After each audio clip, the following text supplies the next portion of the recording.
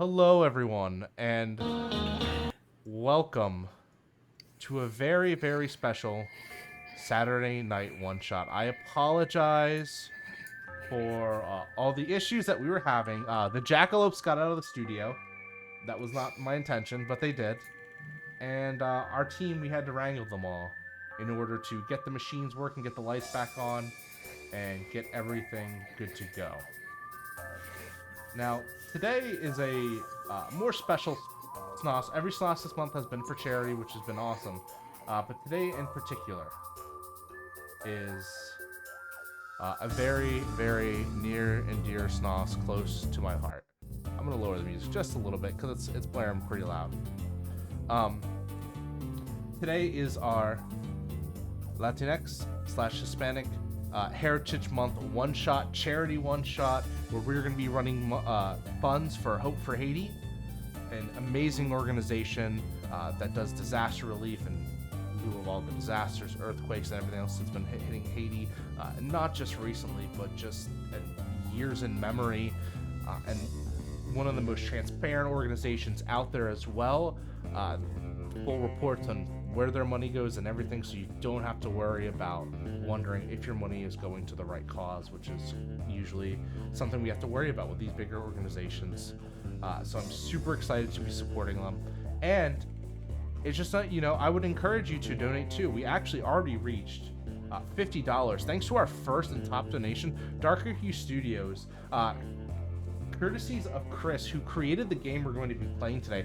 Apparently the first ever live stream actual play of this game since its release.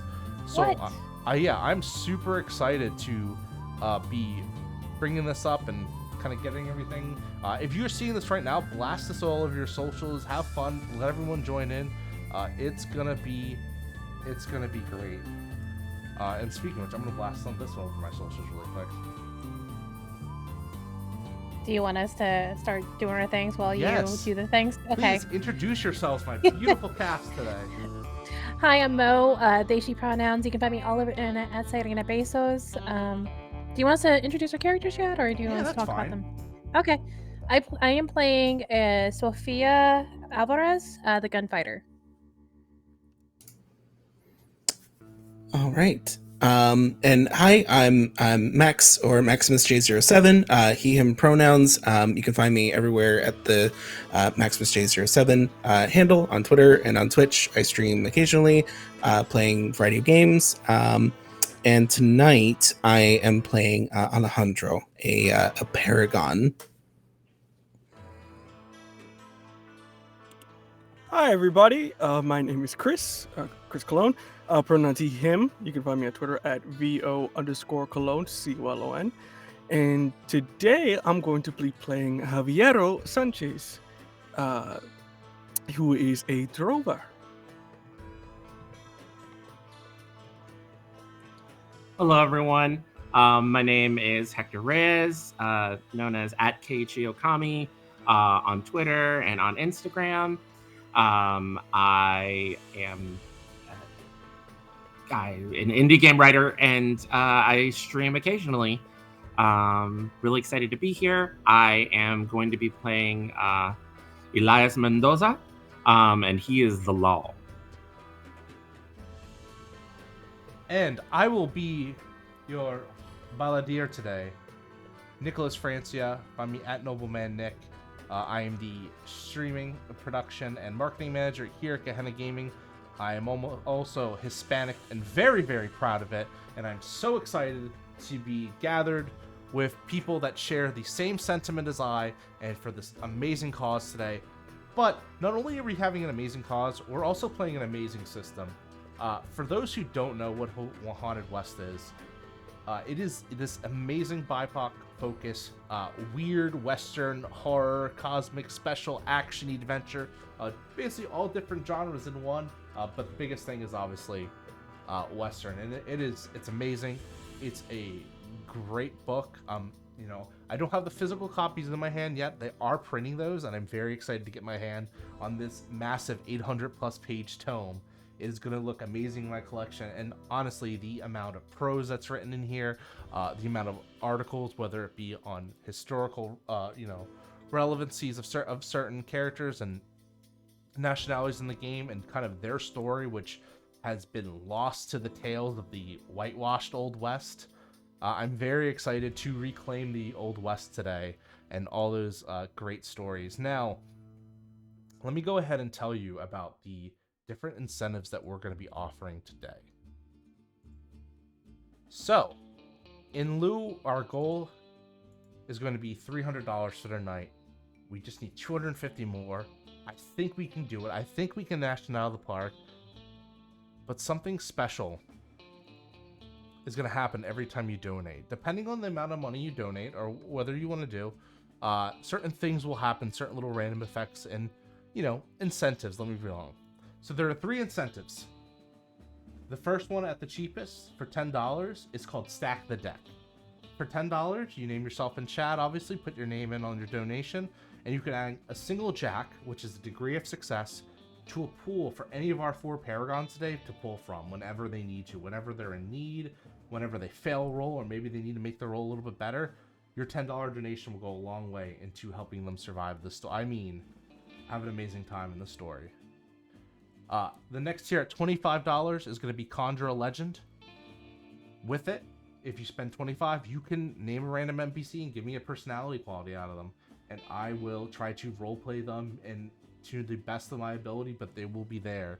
And please don't laugh at me. I scare easily. But finally, for the dedicated people, for the people who really want to see a certain type of story, we have the ultimate donations. For $50, you can spin a tale, where you are allowed to add a single plot element of your choosing and having it inserted into the game for all our Paragons to run wild around, whether it be a person, place, or thing, into any amount of detail that you want. That's what we're here for. And, that's what we're here to do. All the money, 100% of it goes to Hope for Haiti. This is the charity game. This is what it says. So if you're thinking about, maybe I should, I have that extra money. Or even if you don't want to spend for the incentives, donate even $1, 50 cents. I don't know. Whatever you can, it helps because, we gotta prop up our own. We gotta help ourselves and rally ourselves from even the darkest of times. And I think that's something special about Haunted West that I've kind of learned from reading and studying this game. That being said, I do want to speak very briefly on the kind of backdrop of this game. So the backdrop that we have is that this is being taken place in the newly succeeded California, which for those at home that maybe don't know, or maybe have just forgotten, California used to be obviously a territory owned of Mexico before the Mexican-American War, and it was ceded over to the United States. And with it, we have a special tale about the influence in American frontierism and the people left behind to deal with the ever-hanging landscape. People that were, one day they were in the nation of Mexico and the next they weren't. And what that means to them. Because regardless of whether point of view or whether side you have, these were a displaced people. And that's something that needs to be talked about. To my players, are you ready to embark on our journey? Yes.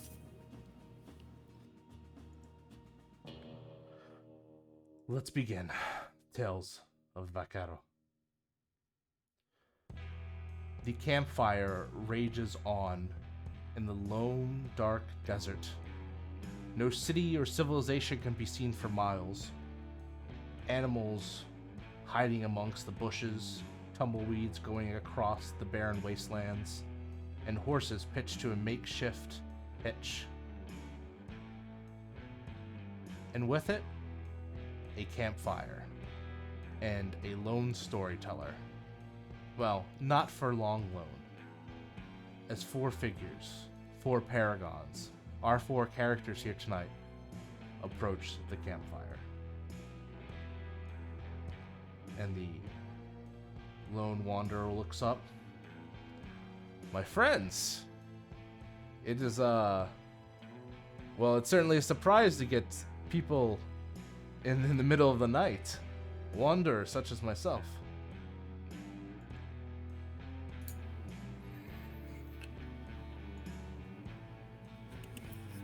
It's been a long day. Yeah, it's been a day. Understandable. Well, why don't you take a seat and we can maybe talk about it.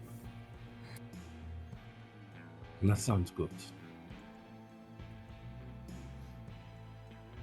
Elias makes his way around and finds the first seat and just kind of plops himself down by the fire and just starts staring at it. And you see the makeshift logs that have been turned into kind of like used as benches that have been kind of placed around, and this campfire has probably been used 100 times over by 100 different parties, and it just so happens to play home for your group tonight.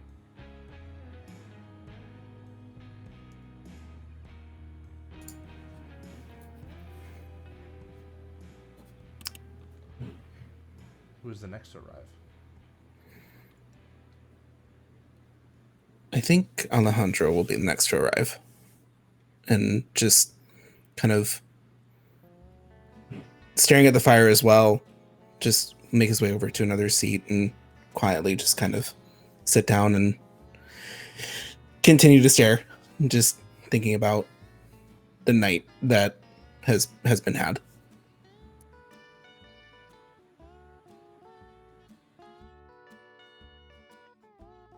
And what about you, Sophia? I think Sophia like steps into the light and tilts her hat, and for a woman, she actually wears breeches and just a button-down shirt, and she's like, "Yeah, it's been a long while," and goes to sit down across the way, and sort of just takes her hat off and puts it on her knee and straightens up her hair. Well, this fire is open for everyone. Anyone that wants to take a weary rest their head. And he kind of looks and throws a bit of dust into the fire, almost to kind of make it flare up a bit. And you can feel its warmth radiating.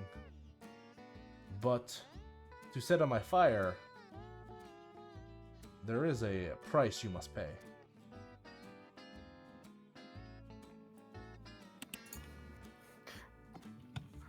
Can't we just be here in peace, man? Does there have to be a price? Like, can we just chill? Will you accept pesos? As he like goes into his duster, pulling out a few like some Mexican currency. Is that what you mean? Do you want money? I mean, I think we have money. No coin. I don't want any of your coin. And plus, let's set away. Do you see where we are? The money, unfortunately, it's useless now to me. It's useless now to all of us. I don't know about you, but I think it's pretty important to me. But I mean, you want my horse? Is that what you want? No. What I want is simple. I want you to tell me a story. For I am a storyteller myself. And I exchange stories. I go from place to place and I trade them. And for you to take rest at my spot, I would like you to trade one to me today. Tonight, I should say. I mean, that ain't too bad. A story? Is really what you want? A story is all that I require. Alright. Do you And Sophia sits back and thinks a little bit, trying to think of like a good story to pass on.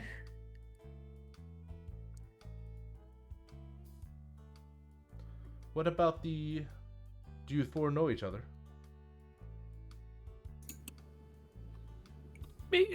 Kinda. We kind of know each other. Good enough to be traveling with each other. So More so now than in the past, probably a couple of days. Oh, so newly met then. Well, that sounds like a story. How did you all meet? I think this is going to require some tequila. And he like goes into his duster and he pulls out like a flask. And just undoes it, takes a swig, reaches across and passes it to Sophia. Perhaps you would like to start. I think she's holding it, and she's like, I mean, I can. Salute. And takes a swig and passes it to whoever's to the right. And she's like, well, it started. And are we doing like a flashback sort of like montage scenes? So I feel like as you say it started, like and that's when the fire sort of like sparks up a bit and the smoke like flares and we sort of transition to the new scene. Oh gosh, where did it start? Maybe are we gonna start in a tavern? Yeah, a tavern. You want to start in a saloon? Yeah, you could definitely do that. Tale as old as time. Yeah, pretty much. So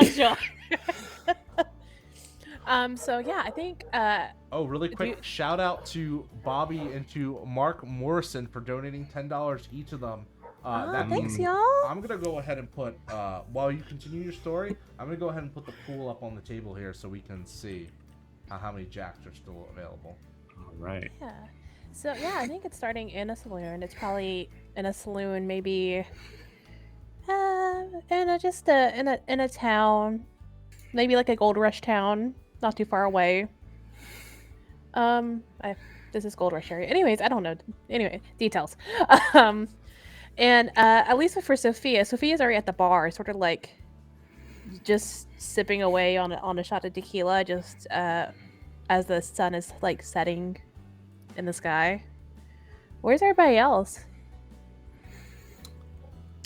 I think that like as the sun is setting, my character like barges in, like super intense, like boom, like the double doors open, looking super intense, looking right, looking left, as he's here tracking down somebody that's a criminal. And the locals have told him that this is where he needs to go. So that's kind of like how Elias enters the story. I think Sophia's at the bar and she looks over at the door, seeing the lawman with the shiny badge. Bust in. She's just gonna and just go back to drinking. Hey, I don't want no problems, man. The bartender, who specifically looks like the storyteller here, is at the bar, kind of like cleaning the glasses. He like walks over to the bar, sits down, and he pulls out like a piece of paper that has like a sketch on it, but it's all written in Spanish. And it says,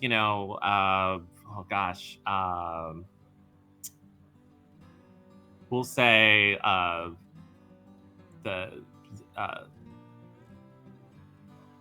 Jack Walker. Yeah, it says Jack Walker wanted dead or alive by the Mexican government. Some gringo was just up in our business. Wanted dead or alive by the Mexican government for like a train robbery, extortion, kidnapping. And he slams that on the bar, and he's like, actually, he doesn't slam it on the bar. He's a little more subtle. He's like, ¿Ya viste este caballero? Have you seen this man? Even if I had, this bounty is not good anymore. We and different masters owning different lands now. You're gonna find it hard to collect the bounty, my friend. The bounty will be good once I drag him back across the border. Shout out to Dicey Amazons for the $25 donation. You get to submit an NPC of your choice. Go ahead and whisper the account and let me know what you got going on.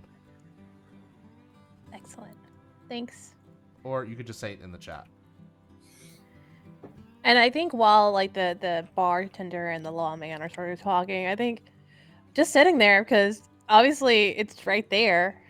She's just gonna keep sipping her tequila and like take a look at the paper being passed across and just staying quiet for the most part.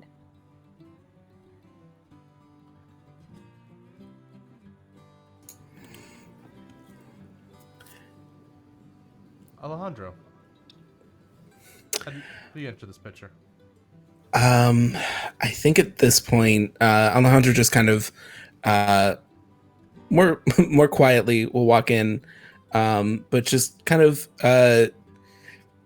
take a look around the saloon to see kind of what's going on, and then I think just kind of saunter on over to the bar, and if the paper is still there, he'll take a look, and just kind of keep an eye on that, but we'll sit and give some space to those at the bar already, but we'll kind of there's this kind of, I guess, sense of him just he's taking a look at a lot of different people in the bar, and it's just there's I guess a bit of like a seriousness to it where he's trying to be as vigilant as possible. Understandable. And kind of as you look in, you see Sophia, you see Elias, you see the bartender, and you see a couple of other patrons. One being a sort of taller and kind of a little bit more rounder woman who has got a bottle to herself, and she is having a grand old time drinking, but you can tell she is just dogging. She is eyeing up Elias. I think at that, then he's gonna focus most of his attention on her, and just not gonna do anything, but just he's gonna keep a watch. Keeping a watch. Are you keeping a good watch? The storyteller just pauses, like as the. Certainly trying to. Come on, I think you're bluffing me. How good of a watch were you keeping, alright? Everyone says they're keeping a watch, but they don't mean it. They're just looking down at me like, I'm keeping an eye out, but they're not actually. Are you darting your eyes around?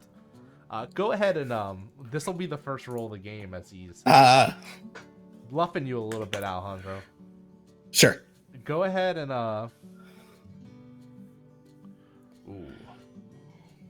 actually, first off, roll me a low profile. Low profile. Oh boy. Okay.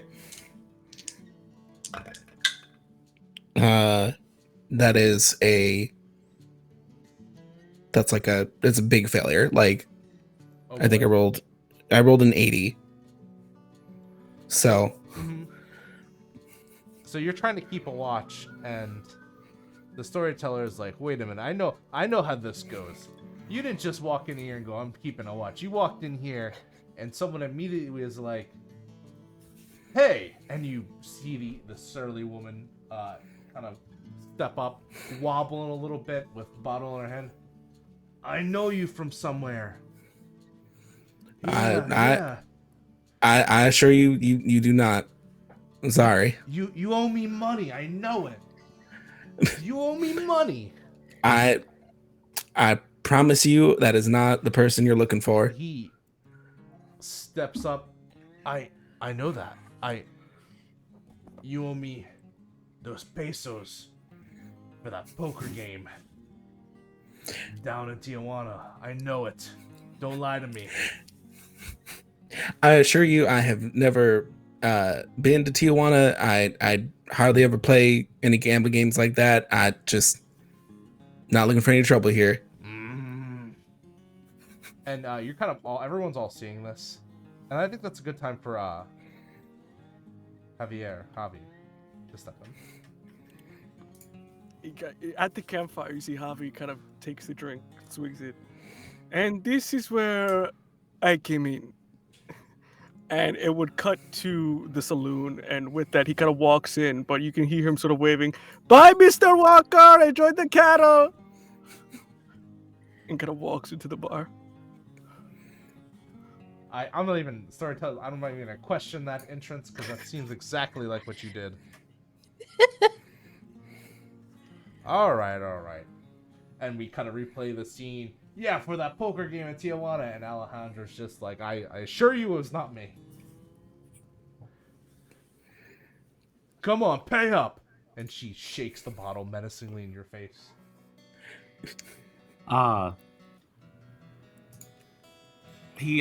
Elias holds his finger up to the bartender, and he's like, "Un momento, señor. 1 minute." And turns around, walks over to the lady and to Alejandro, and is like, "Do we have a problem here?"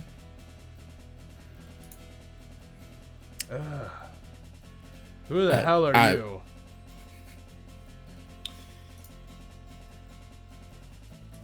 Elias Mendoza, Federale of the Mexican government. And I flash my badge. Ooh, I'm scared. Someone didn't realize that the war is over. Well, I'm Anita Nunez, bounty hunter. And she kind of we see the flash in, the cutaway to her in the background, and it goes Anita Nunez, title screen comes up, bounty hunter. Does it actually say bounty hunter, or is it bounty hunter? Yeah, no, definitely. It says Borderlands intro, just yeah, it says bounty hunter ? Yes.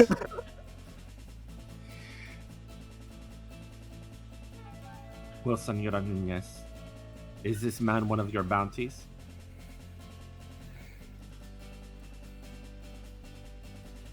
No. But that man you're looking for, he was.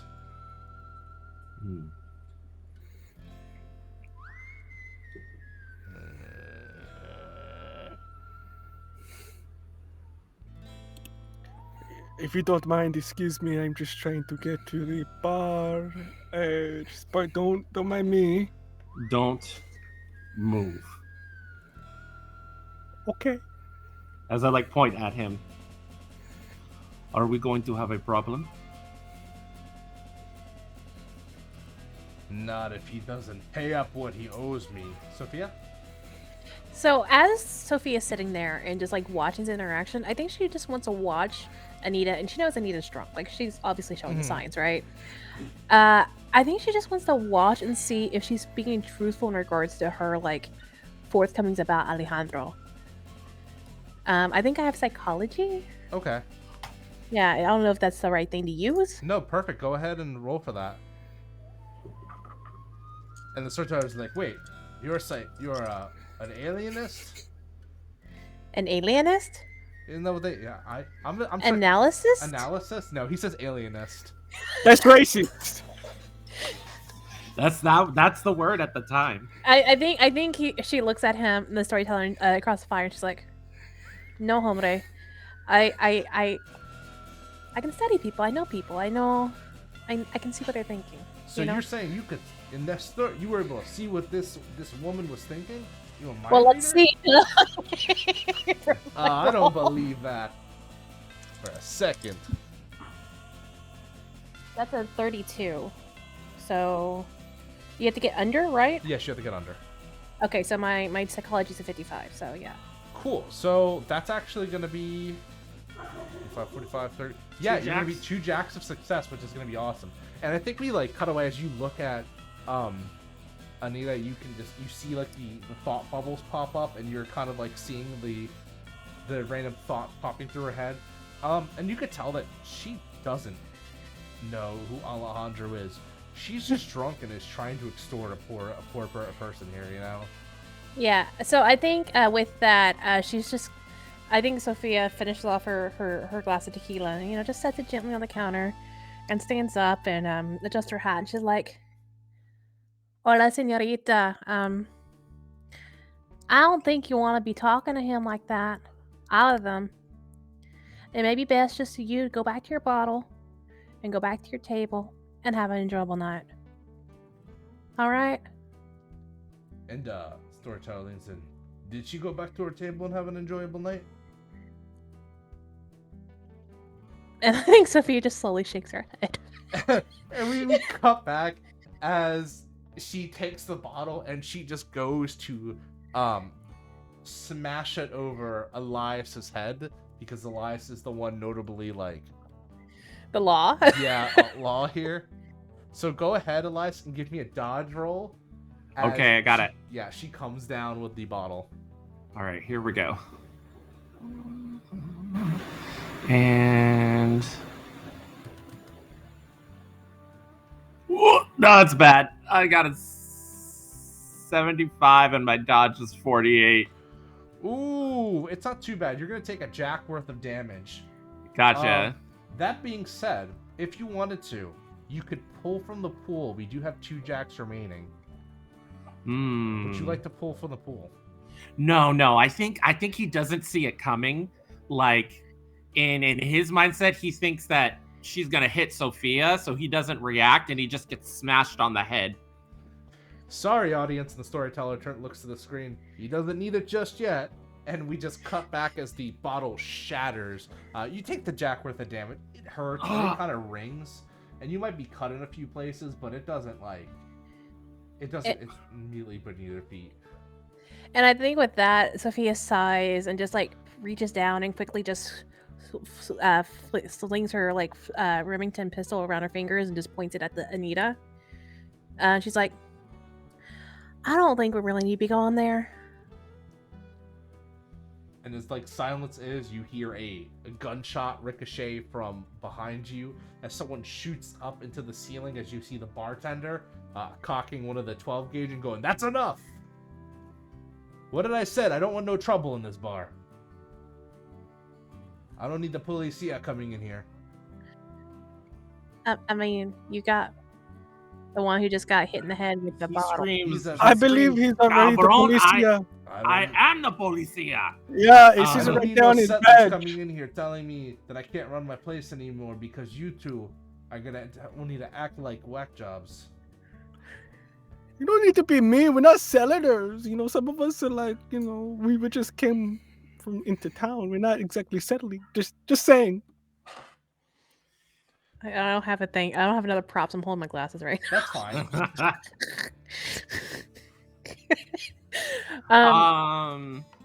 So I have God, what was it? Vigilante law specialty. Okay. So in this part of town, or this part of the territory,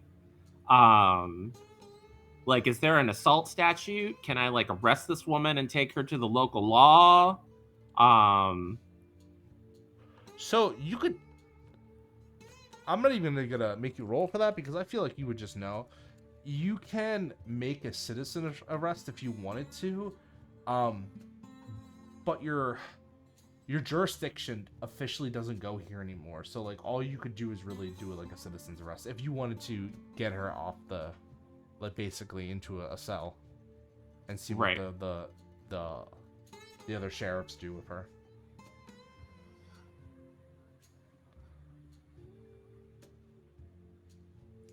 Sophia still has the gun pointed at her, so I don't know. Yeah. He gets up real close and he says, "The bartender doesn't want any trouble, so I'm not going to drag you to the sheriff. I'm going to give you the opportunity to leave with your dignity intact." Of course. And she looks at Alejandro. I see it now. He is not the man I was looking for. Must have mistaken him for somebody else. Terribly apologies. Just kind of, no problem. Just make sure it doesn't happen again. By the way, that man you're looking for, and points to the bounty, he's long gone.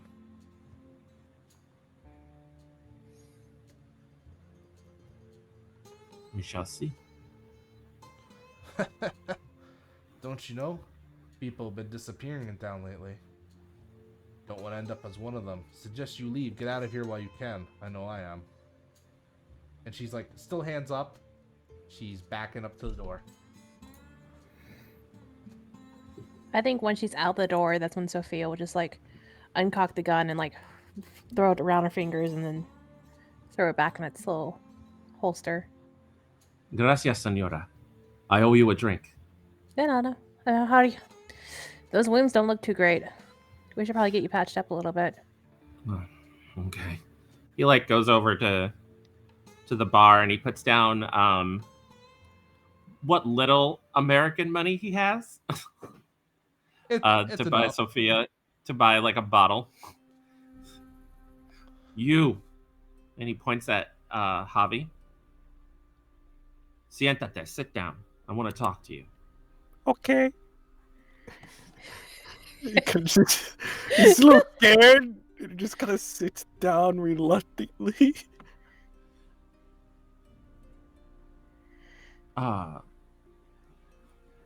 You said goodbye, Mr. Walker. Did you work for Jack Walker? And he points at the paper on the bar. Is Sophia like taking the glass out and like? I mean, like she's gonna sewing the wounds or cleaning the wounds? She is not a healer in any No. She's just going to be like, yeah, so she's gonna like be trying to like. She's probably been shot a few times, so she probably knows how to take care of some wounds. She's basically just cleaning it up, so it's not gonna get infected. So you're not gonna heal up that damage, but you're not gonna like. She's probably pouring some of the tequila in the wounds. It doesn't. Yeah. That's why he bought the bottle. He was just all like, okay, let me buy the bottle of tequila to. So like while you're in the middle of the conversation with Javi, you probably feel a sizzle on your arm. But I imagine that like Sophia and maybe even Alejandro are like sharing the booze as they pour some onto the wound. Yeah. That doesn't seem very sanitary. I'm just gonna put it out there, but you know. It's. Do you know how to do better? I know. Is that an animal? So no. I don't think so. It's different anatomy, so you know, it's a little different. Al, you're a vet. Okay, sorry, officer. And she goes back to take a swig, and she hands it over to Alejandro. Just grabs it, takes a swig. Do you know where Do you know where he's going? You know he's a criminal. No, he can't be. Come on, he's a really nice guy. You know, like he points at the paper. I mean, Puedes leer? Can you read? Yes, I can read. I can read English perfectly. Okay. Oh no! It's in Spanish. The wanted dead or alive. I can read this perfectly fine. Then yes. Sorry. Usually they're in English a bunch of the times, and I usually have to put it out there. And, No. I'm a federale. I serve the Mexican government. That's nice. This is in Mexico, though. No, I mean not anymore. Not anymore. The bartender says as he pours out a drink for himself. That doesn't mean that he gets to evade Mexican justice. I mean, I can tell you where he is, but to be honest, he's a very nice man. You know, he gave me food. I was running cattle for him, and you know, he was a really swell guy. He was married with like a wife. He had a couple kids. Whoa! The storyteller stops. How did you know that? You did not know that. Why are you lying to me? Don't call me a liar. You didn't know this, man. Bluff, right? Yeah, you could this is not even like a skill. This is just me. This is just me inserting me like, no, that did not happen. Tell me what he really was like. He is not hearing the story. He's not gonna get back to you. I was scared. You never know in these. There could be a sniper on the for reach. $10. Adding another one to the pool. 3 jacks. That'll come in. Okay. So what really happened was, he's really, you know, I had to work with him because he literally was holding me at gunpoint, and it wasn't a great gig. I know where he's headed.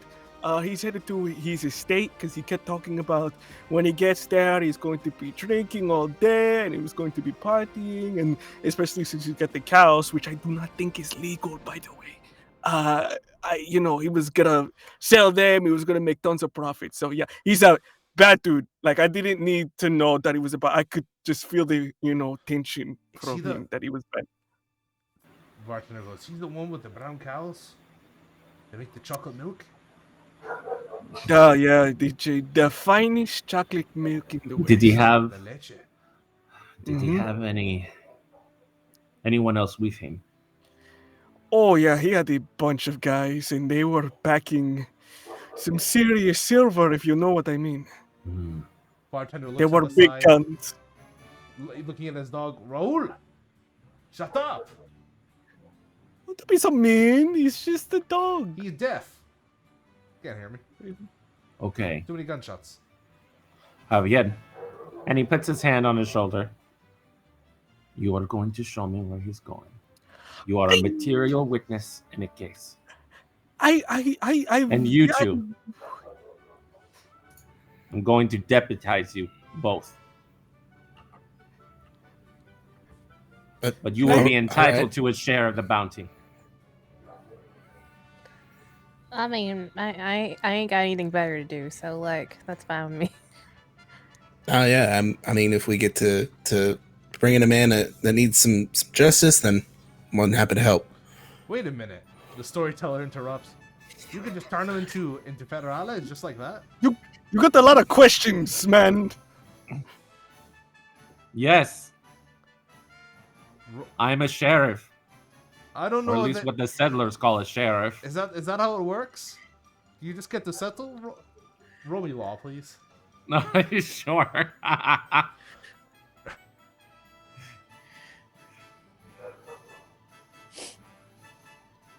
Come on.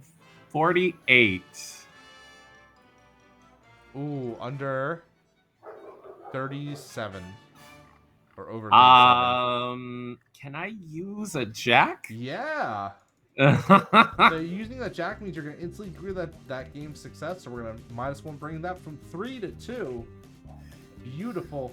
And you're going to send, and you'd be like, that. You kind of have the standoff with the storyteller, and he goes, I guess that is how it goes. Stop asking questions and listen. All right. Wait a minute. I don't listen to you. You aren't deputized. That doesn't matter. Just listen to the story. What is the story? We're giving it to you. And we see the gold stars appear on Alejandro and Sophia. Dust it off a little bit, shines it up a little bit with her hand. Just hands them out. All right, so we're also, I'm Sophia Alvarez. I don't think I met any of y'all yet. Hi. Hi, my name is Javi. I work with animals, as I said before. So, hi. Elias Mendoza, and he tips his hat. Sheriff? Sheriff, I'm Alejandro. Excellent. Now, I want to just point out one really cool detail about his hat.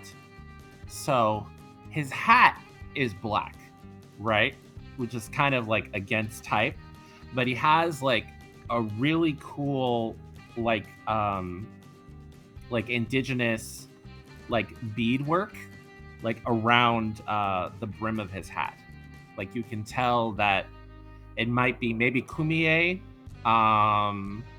or Navajo. You're not really sure, but like you can see like and you have a feeling he might have done that on purpose to make it stand out. Wanted to share that. I love that. All right, so where are we going? Javi, lead the way. All right, if you wish to follow me, we're going this way. And also, I'm going to say my feelings are hurt that I wasn't deputized, but I'm going to let that be because I know time is of the essence. I think Sophia hands him the bottle of tequila. He's like, thank you. And he kind of, do you want some horse? And he kind of gives a little bit to the horse. Why are you gonna? I thought you said you worked with animals. Like, why are you? I do. He likes alcohol for some reason. He likes water, but he's also very fond of tequila. Oh my god. God made them in very mysterious ways.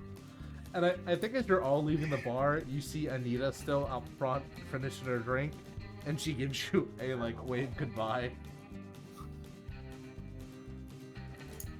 And just as you're leaving, and as the scene ends, you hear her call out to someone someone else you can't see. Hey, don't I recognize you? Beautiful. Love that. And we're gonna cut to the Walker house. Javi, the Walker house isn't in town, right? No, the Walker house is, I would say, probably maybe a good 20-minute ride out of town, and it's kind of in its own little canyon ridge. Ooh, very secretive. Is it a house? Is it a mansion? Is it a shack? It's like a manor. So it's kind of it's got its own house, its main house, and then it has a fencing for all the animals that he's got. And as you're kind of going up to the manor, you see someone exiting the house. A woman dressed in kind of the long, multi-layered, billowy dress, umbrella and hat. Looks to be some sort of debutante. And you watch as she kind of just glides past you, giving you all a look once over, not sure.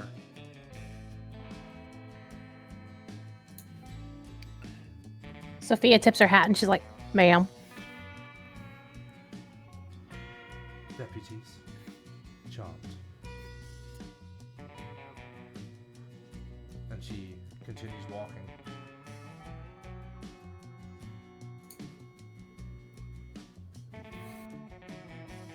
Who knocks on the door? Or are you just kicking the door?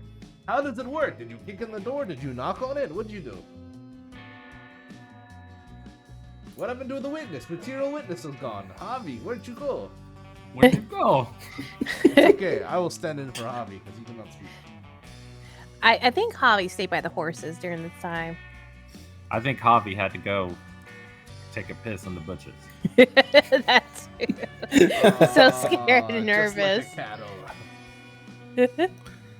Javi. He was very scared. Think here. We're gonna keep it feral. Yes. I mean, it's not Monsterhearts, but sure. So I think he's gonna get off the horses and he's gonna pull out his gun, and he's got some manacles at his side. But he's gonna sneak up to the front window to see if anybody's in there first, to kind of case the joint and check for danger. Yeah, I think Sophia's gonna sneak around, actually. Okay. And then Alejandro, Javi, what are you two doing? I think considering how poorly the attempt at deflection at the saloon went, Alejandro's probably going to stay a little bit further back and just kind of be prepared to offer any sort of backup should it come to that. Awesome. The Javi goes there. I'm kind of a close combat kind of fighter. I'm not really, should I be somewhere? Do I need to should I knock on his door and be like, hey, the check bounced or something? I didn't get, should I Just come with me and stay quiet. Okay. And I'm gonna take Javi with me, as I'm, quietly approaching the house, checking the windows, and casing the area, while Sophia goes around back. All right, Sophia, go ahead and give me a stealth roll. And then How did I know you're gonna ask her that way? I knew you were. You already know. And then Elias, you were just gonna go ahead and you're kind of taking up point, looking around. Go ahead and give me a observation roll, please. All right.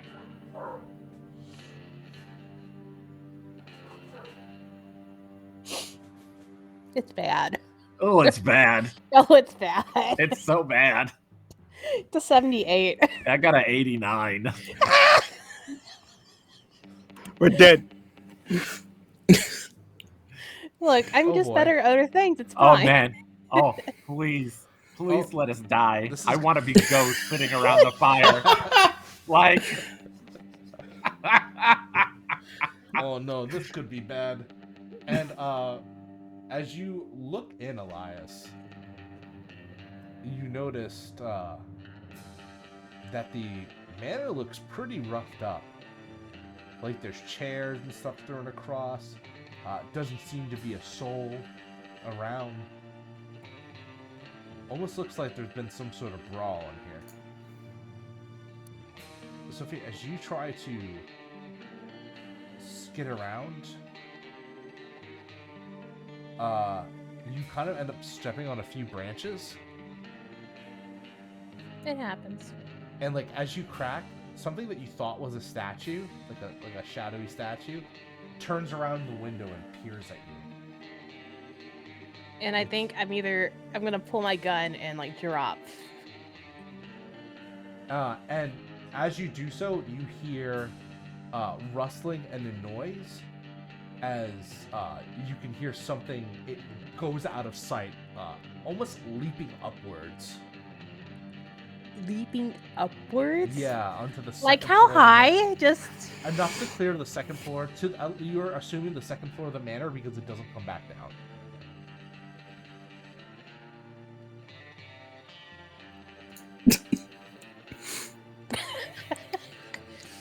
I think she's like, what incarnation? What the hell? You saw a creature? Yeah, I it looked humanish. But it jumps like What really kinda- high. What kind of creature is that? Oh, I guess we'll get to that later. Yeah, You're going dark to fairy find shadow out. way, like How many times do I have to say it? Listen. Use your ears. Okay. Listen. What color was the house? Why does that matter? I just want to know. What color Tan? is It's the house? blue. It's blue and white. It was blue. peach. And the house is just changing colors. And Oh, I thought it was green. I wasn't sure. like a greenhouse, like in color green, or greenhouse as it was clear. No, it was not. It was not clear. He means verde. He means green. Okay. So, yeah. So I'm going to. Elias slowly checks the door to see if it's unlocked. Okay. He's got his gun out. Goes in. Looking around.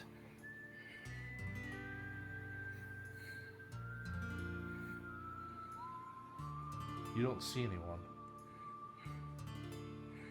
Very slowly stepping inside. Is the sun completely down below the horizon? It's Is getting it starting there. to get dark? Yeah, you're starting to get that blood red sky.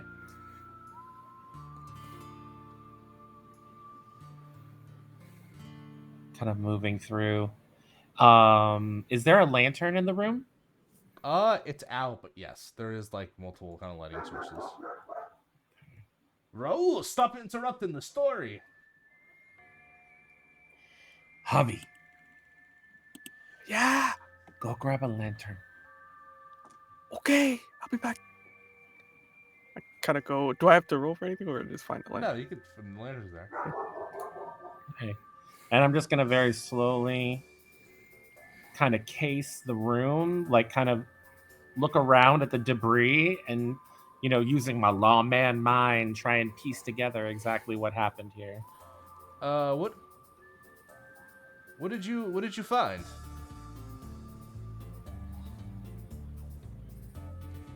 Let's see here. Where is that? I thought I had investigation stuff. You have observation. I have observation. you also have deduction, so I don't know if Yeah. that's the same or not. Oh, deduction. I would say observation. Deduction's like for it can be used, but it's kind of like for figuring out like puzzles and putting information together. Oh, okay. You're trying to find the clues. You don't have them yet. Gotcha. Oh no, I have no idea what's going on. I got like a 93. That's a critical failure. Yeah. Oh, I have no no. idea what's going on. Oh no! Hey, teams. Please, you might need to donate more for Hope for Haiti. At least $10, because they might need those jacks later in the future. Oh, Yeah. jeez. Like right now. Would you like to use a jack, Elias? I will use a jack. Just whatever is in this house. No. You see that something closes one of the closets, like the big armoires in one of the rooms, because you hear it. Like abruptly shut. Try not to be loud, but like you definitely hear it. Javi, Yeah, did you get that lantern? I did, but I think we're going to need a priest at this point.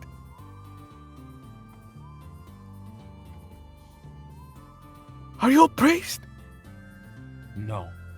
Why would you? No. What are we going to do? We're going to find whoever did this. Let's go. And he goes in deeper, like into the house. What are you doing? Is there a back side of the house, like a back entryway, like a back door or something? Yeah, Please there's let like there be a back door. I need backup. It was the wait. You know what? I'm gonna ask Sophia. Was there a back door? Were you able to get through? Oh yeah, there was a back door. Okay. Just like yeah. Once I saw that and I realized what was going on, I was like, oh, I definitely need to get in there as well because I don't know how much Javi. Javi, bless his little heart, but like, and she looks over at him. Just, I didn't think it'd be much backup. I'm surprised this one didn't die.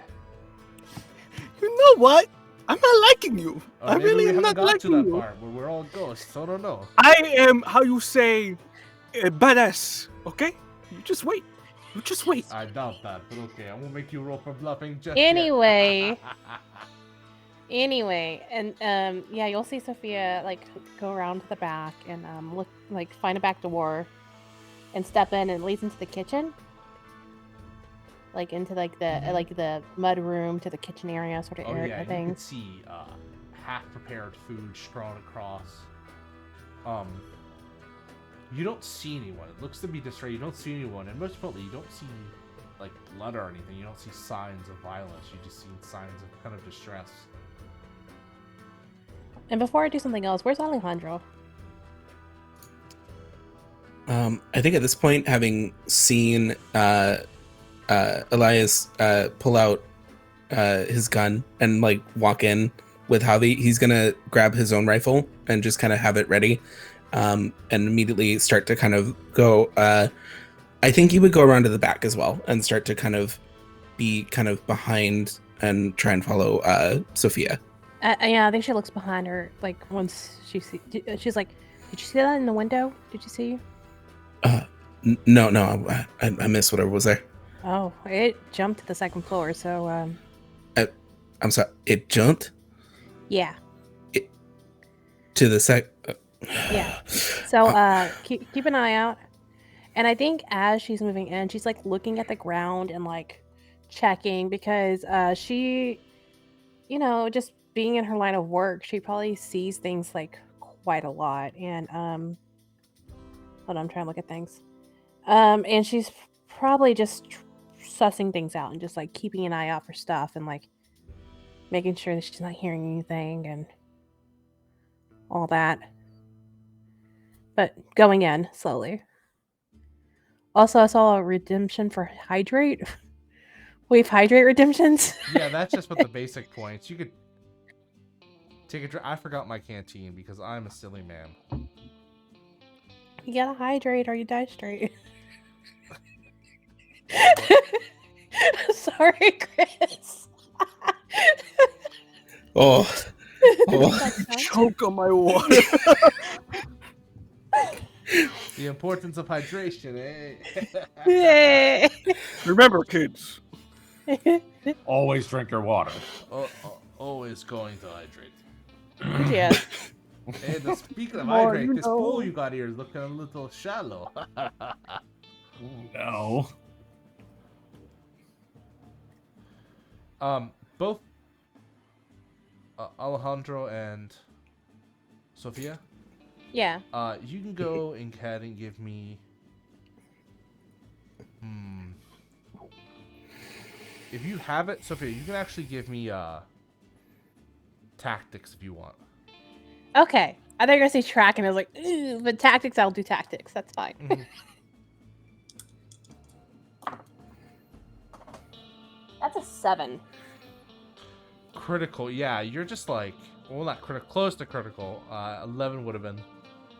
But as you're kind of looking around, you're like, You're like, tactical wise, like, if he goes upstairs, there's not really a way out of here. Like, you're basically corralling whatever this thing is by being on Unless the they first jump floor. out the window, which... It's very possible, but Yeah. Alejandro, as you're kind of looking out the window, you don't see anything. You don't see the shadowy creature that she mentioned. And are we close to the stairs, or is that more a front room you're situation? you're getting close to where Elias is, and you're able to kind of, as you kind of cross into the main area, you're able to see everyone. Yeah, I think she's just like, if the light's illuminating her enough, because she didn't bring light in, she's just gonna go.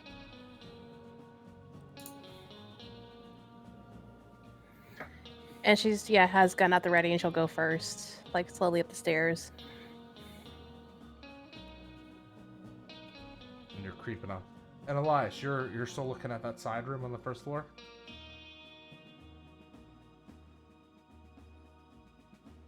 Oh, you are muted. Boss, you're muted. Johnny, these Sorry. guys are they stuck in No, his I was throat. I was gonna fall in behind her. I can go upstairs. Okay. Did I hear it come from the side room, or did I hear it come from upstairs? You heard it come from upstairs. Okay, no, I will go in. I will fall in behind Sophia and go upstairs, with my gun at the ready. And you inch closer, and you inch closer as the storyteller gets in, and I can see it. And you get into that room, that lone bedroom that looks like it has not been slept in for many, many days. And Mr. Walker was nowhere to be found, Javi, was he? And you saw that closet, the one that you heard the noise from. Which one of you opens it? It was me. Elias motions to Sophia to go over to like the corner of the room so that she can take aim, giving her as much distance. And then I head over with the gun in one hand, reach over, and swing open the door and point the gun at it. Go ahead and give me a psychology roll, please. Psychology? Okay. Or sorry, no, go ahead and give me a resilience roll.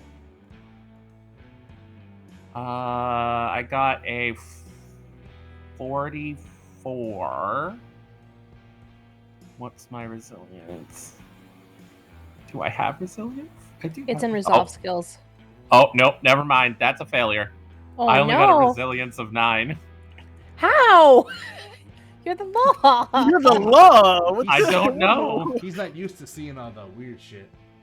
Built different. Yeah. Yep. Some people are just built different. Yep. But like mine's a 49, so I'm like, how? And as you kind of peer in, you scream as you see this hulking creature staring back at you, causing you to stumble back and drop your gun. And as you adjust, you realize that's no hulking creature. That is just a oddly stacked of coats that have been mixed-matched together. And it was at this point I was laughing as I was eating carnitas because they had some in the kitchen, and I was laughing my butt off. So much. And I think Sophia's gonna be like, she like sees that and she's like, love of God, I swear I saw something jump up here, and I will find it. And like, It's probably, bat or something, or maybe Jumping just a bird. from the first floor to second floor, a human person.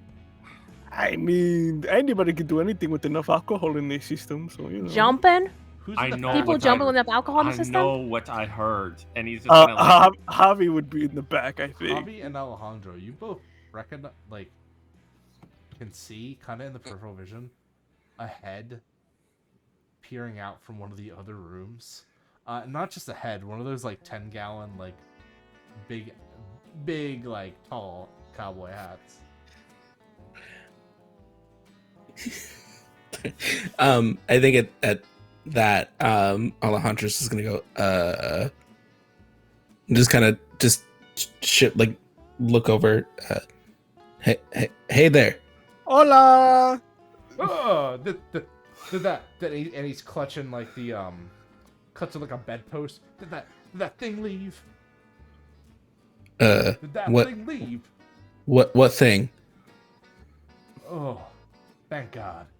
And he steps up, this kind of shorter gentleman, decked out in pearl rings and neat, clean white suit with the diamond brooch.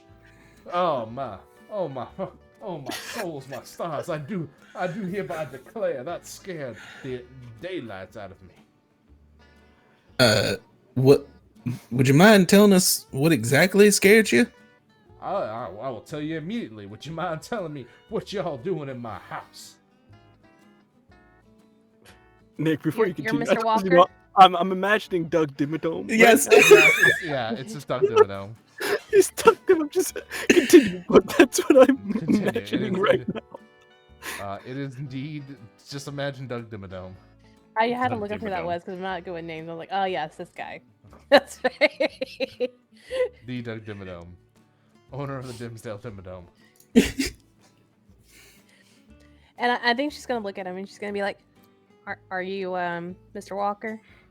Yes, I am. Ranch owner, cattle owner, provider of goods, owner of caravans, and mystifier of the Old West. And I think she's just gonna point her gun at him. Like, Wow! turn He your made Whoa. really awesome carnitas. at this You have to point- put a gun at his face. Javier, is this how you repay me? Elias, having recovered himself, is going to come into the hallway and say, Senor Walker, you are, by my authority as a federale of the Mexican government, and he unhooks the shackles off of his belt. You are hereby under arrest for... And he just names the charges, which I believe was extortion, train robbery, and kidnapping. Kidnapping, extortion, and train robbery. Oh, no. You have hereby then made a mistake, my dear federales. Let me tell you that my name, and if you would look at that bill, the name on that bill is Timothy J. Walker. Well, my name is Douglas E. Walker. You see, that is my son. I hold up the and I notice that the drawing isn't the same. It's younger, yeah. A lot, this is an older gentleman. Ooh, you just see Javi just comes out. Ooh, yeah. Now puts it thinking away. about it, yeah, it looked. He unshackles him. And I think And Sophia says- pulls her gun out of his face. I apologize, senor, on behalf of the Mexican government. That's my However, bad.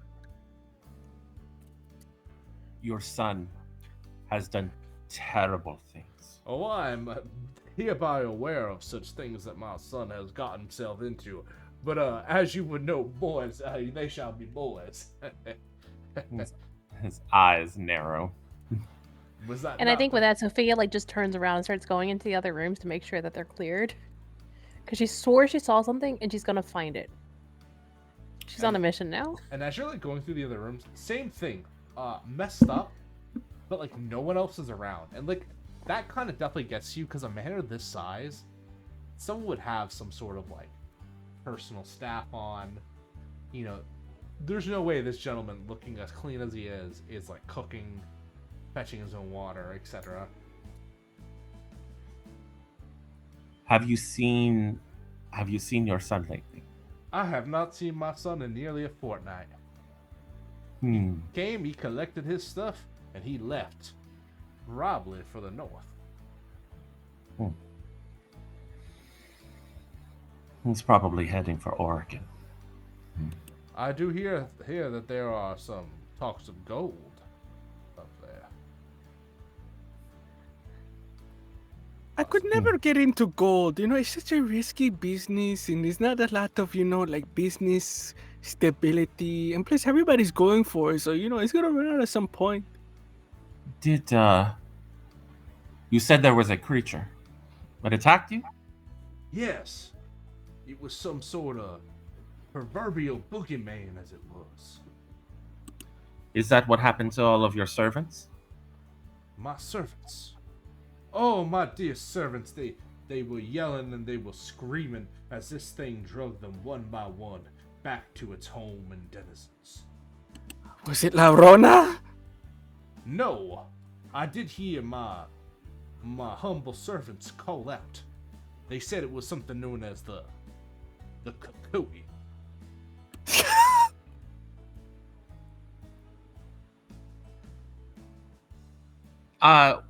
Can I make I'm gonna try and see. Does he seem like he's lying?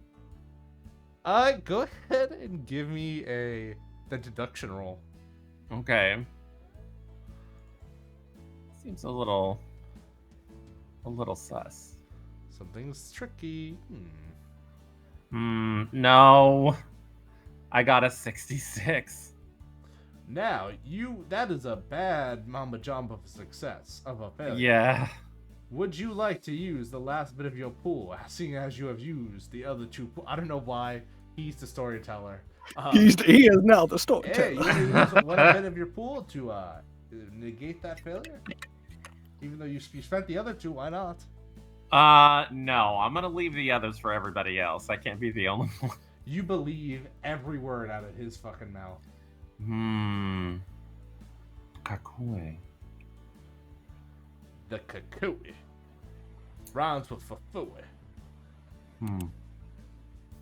Well, myself and my deputies are going to search the house to see if the creature is anywhere around. Javi, you never told me you were a deputy on your employment form. Oh, I'm not a deputy. As you can clearly see, I don't have a badge. I am simply a witness. And also, I think the Feriale here is going to need the person who made those carnitas, because this recipe is the best. And I think it is a crime that needs to be investigated. That was the cook, Lagerta. Please tell me that they are still around. She was gone, just like the rest. And the storyteller interrupts. Does he mean LaGuerta? He means La Guerta. Okay, just checking. These Americanos. It's at that point that I decided to join Sophia in investigating the rest of the house. And as you kind of go around the house, you get the kind of same vibe. That, like, distress, no signs of blood.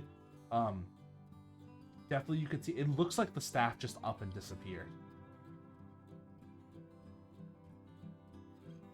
And as you're kind of around, you get this, like, really sick feeling kind of hanging in the air, almost like a wave of nauseousness.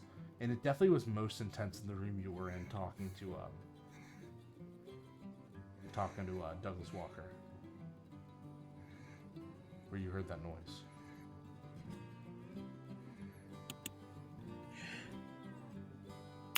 Can I see if I can track whatever may have gone in this room and gone out, or track whatever this thing is?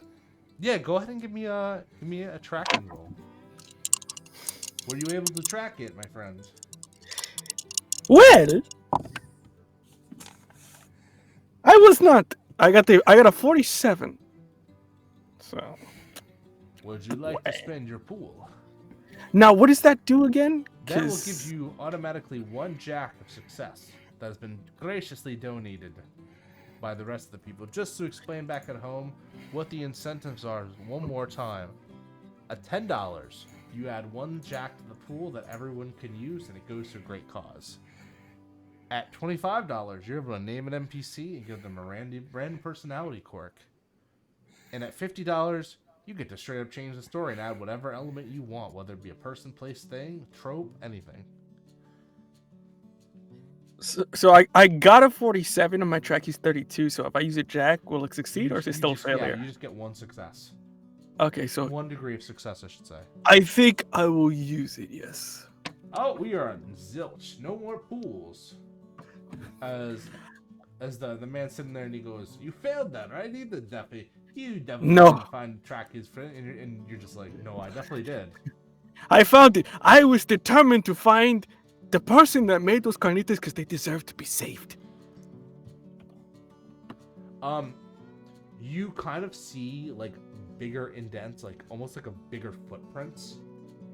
And you can tell kind of in the dust as you're examining it, this thing is not like, it kind of resembles almost like a hoof,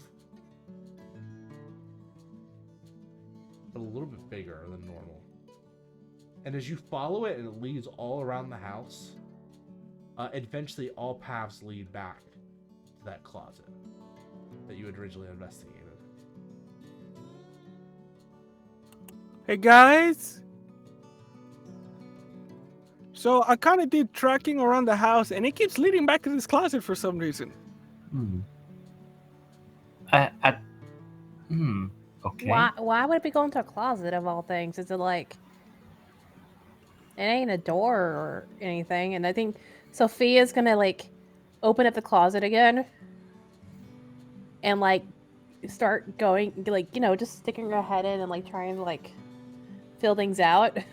Yeah, Elias is gonna take the lantern from Javi and then hold up the light so that Sophia can get a better look. And Elias is gonna say, maybe there's a door or a hatch. Sophia, Or maybe.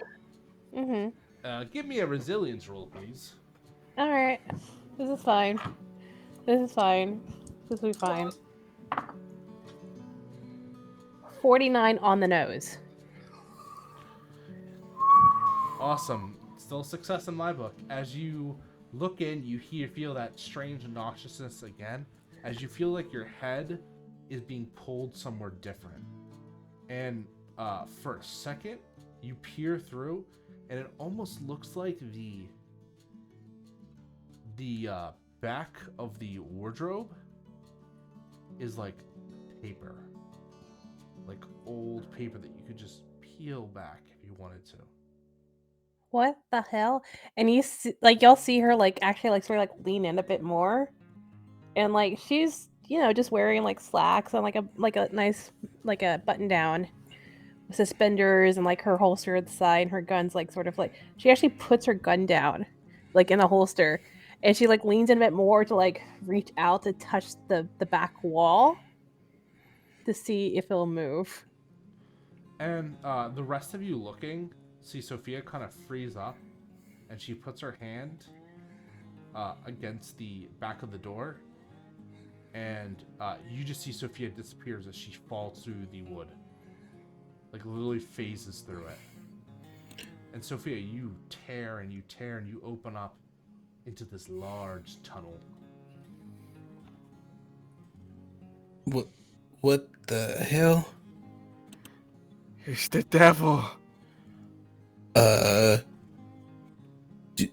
Do we see this kind of like tunnel element, or did we just see Sophia just kind of like? Yeah, you just saw Sophia just disappear. Sophia, that's a trick we don't need to be playing right now. Hold on. I'm gonna need you to.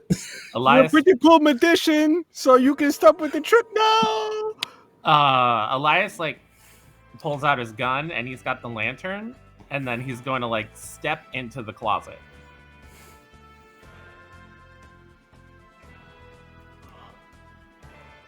And Sophia, you can see Elias kind of just looking around, but he doesn't seem to see you. I think she's like waving her arms. She's like, Elias, I'm right here. Like, And why? he doesn't seem to hear you either. Well, I'll be damned. And I'm just gonna turn and look around. Where am I? He's in a tunnel, it's right? Like a very long tunnel connecting the wardrobe to God knows where. Yeah. And I think she's trying to go back to him, like, And you end up kind of like tripping for a moment, and you kind of go to grab him. I like try to at least reach out to him and be like. And as you touch him, Elias, you feel pulled in, as suddenly you are just in this tunnel with Sophia. And Alejandro and Javi, you see Elias just disappear. All right. Okay, we already had one person. I don't need this magic to extend to another person. And just like kind of looking at Javi, just like, what is that? I don't know, but my grandfather had this saying, and I think it applies here. And with that, he just takes out a shotgun. Yeah, pretty much. You only live once, and he kind of just goes in.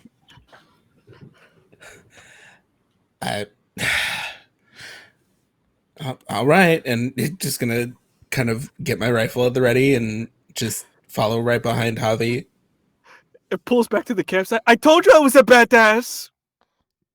All right. Don't get in yourself so much. We still got time to prove you wrong. I don't like you. I'm putting it out there.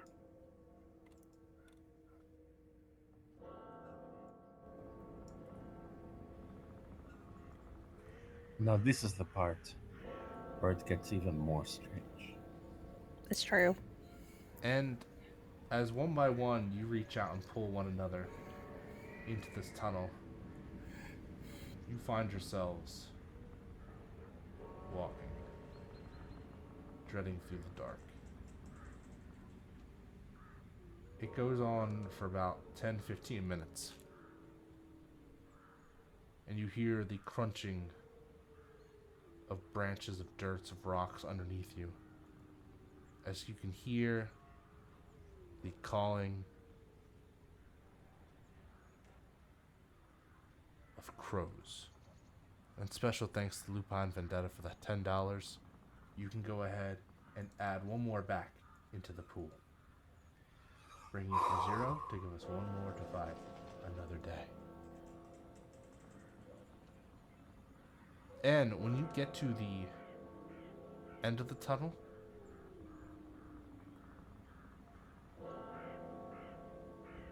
you can hear the outside, and you can see a door.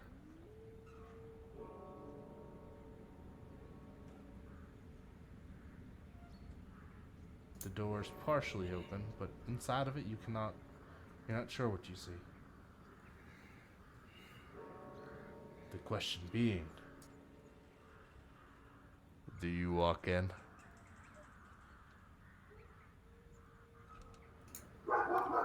I mean, Raul, stop! Raul knows dangers.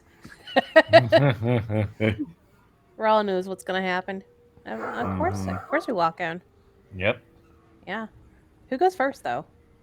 Elias is gonna hold up the lantern, look at his companions and nod, and then like hip check the door open, and then like shine the light into the room and aim. I think Sophia's got her gun aiming as well. Andrew, you get your long ass 44 rifle. Yeah. Yeah. Also, big ass Bowie knife on the side. Yeah. Ready to go. And as you all go through, the door opens, and you're back at the manor. But the manor looks a lot more dilapidated. It looks wilted, partially decayed and exposed. And you can hear the large footsteps of something scratching at the walls and heading your way. And I think that's a great place to take a short 5-minute intermission. We'll see you all very, very soon. Be back.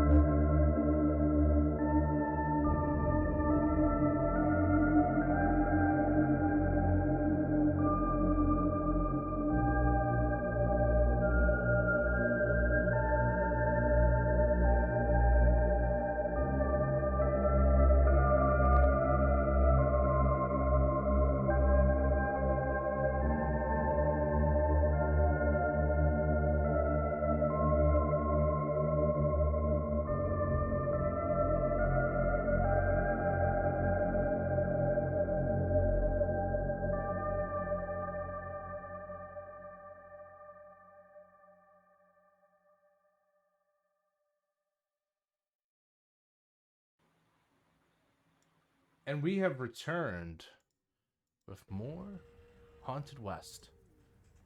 Before we get, I'm going to go ahead and just quickly talk about our sponsors, the charity we're running for, etc., and the game we are playing, because they're all awesome things and they deserve your support. Every single one of them. First, the charity. We're raising money for Hope for Haiti, a disaster relief fund that is built to obviously provide relief. Back in, I think I have to do that. Wait. There you go. Which that's the tilt how you can donate there. I appreciate that. I appreciate that though. And it's just a great charity. As I was saying before, very transparent, and lets you know that your funds are going exactly what it is right. Rebuilding homes, giving people support, giving people water, food in Haiti, which they have been suffering years and years of disaster and other related infrastructure issues. And just any bit of money, any bit of funding, any bit of aid that you can give is super appreciated and really goes to a good cause.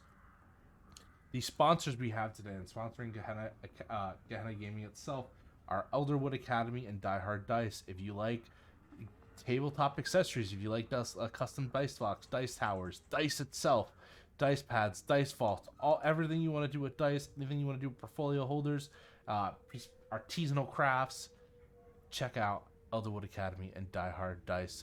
Two companies, two great shops, two great places to buy all your needs.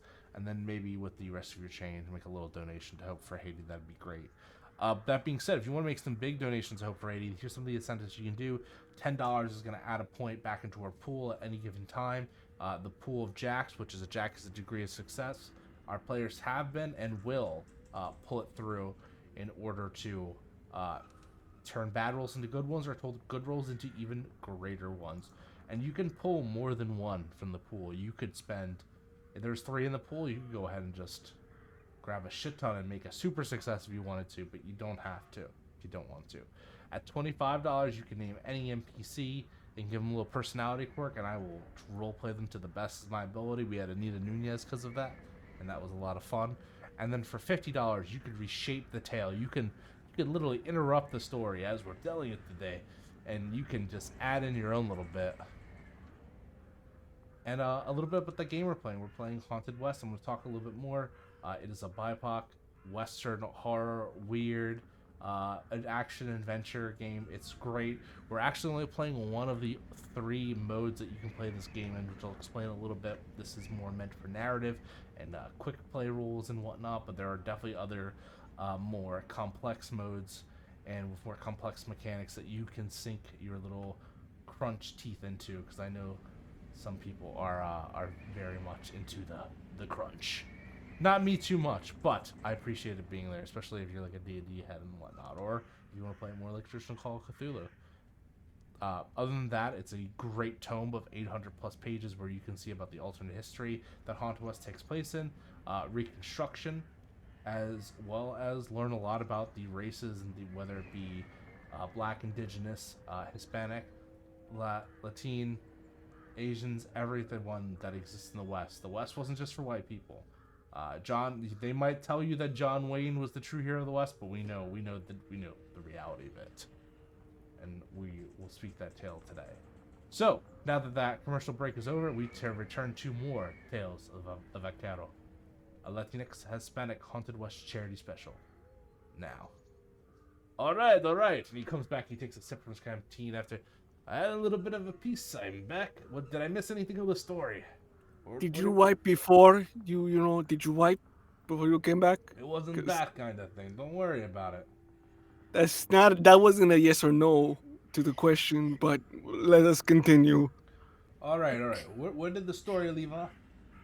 I think we're going through the door, honestly. No, we had just gone through the door. And what did the place look like? What does the area look like? It looks like the house we were just in, and just more dilapidated and like more of a rundown. Like the wallpaper falling away and stuff like that. Rotted, cold. And the walls, they ooze with mold. Wait, no, that's just my house. And you see like the ooze molding, and then just like shoots back up. Or the mold oozing, my bad. You gotta read a book, man. Like, it's sanitary. It's really up and coming in the north. Just read about it. Don't worry about it. Don't worry about it. Okay. That's your, okay, continuing. And you hear the crunching underneath as something is prowling through the house. What do you do? Something big. Something that's hunting you, as it were.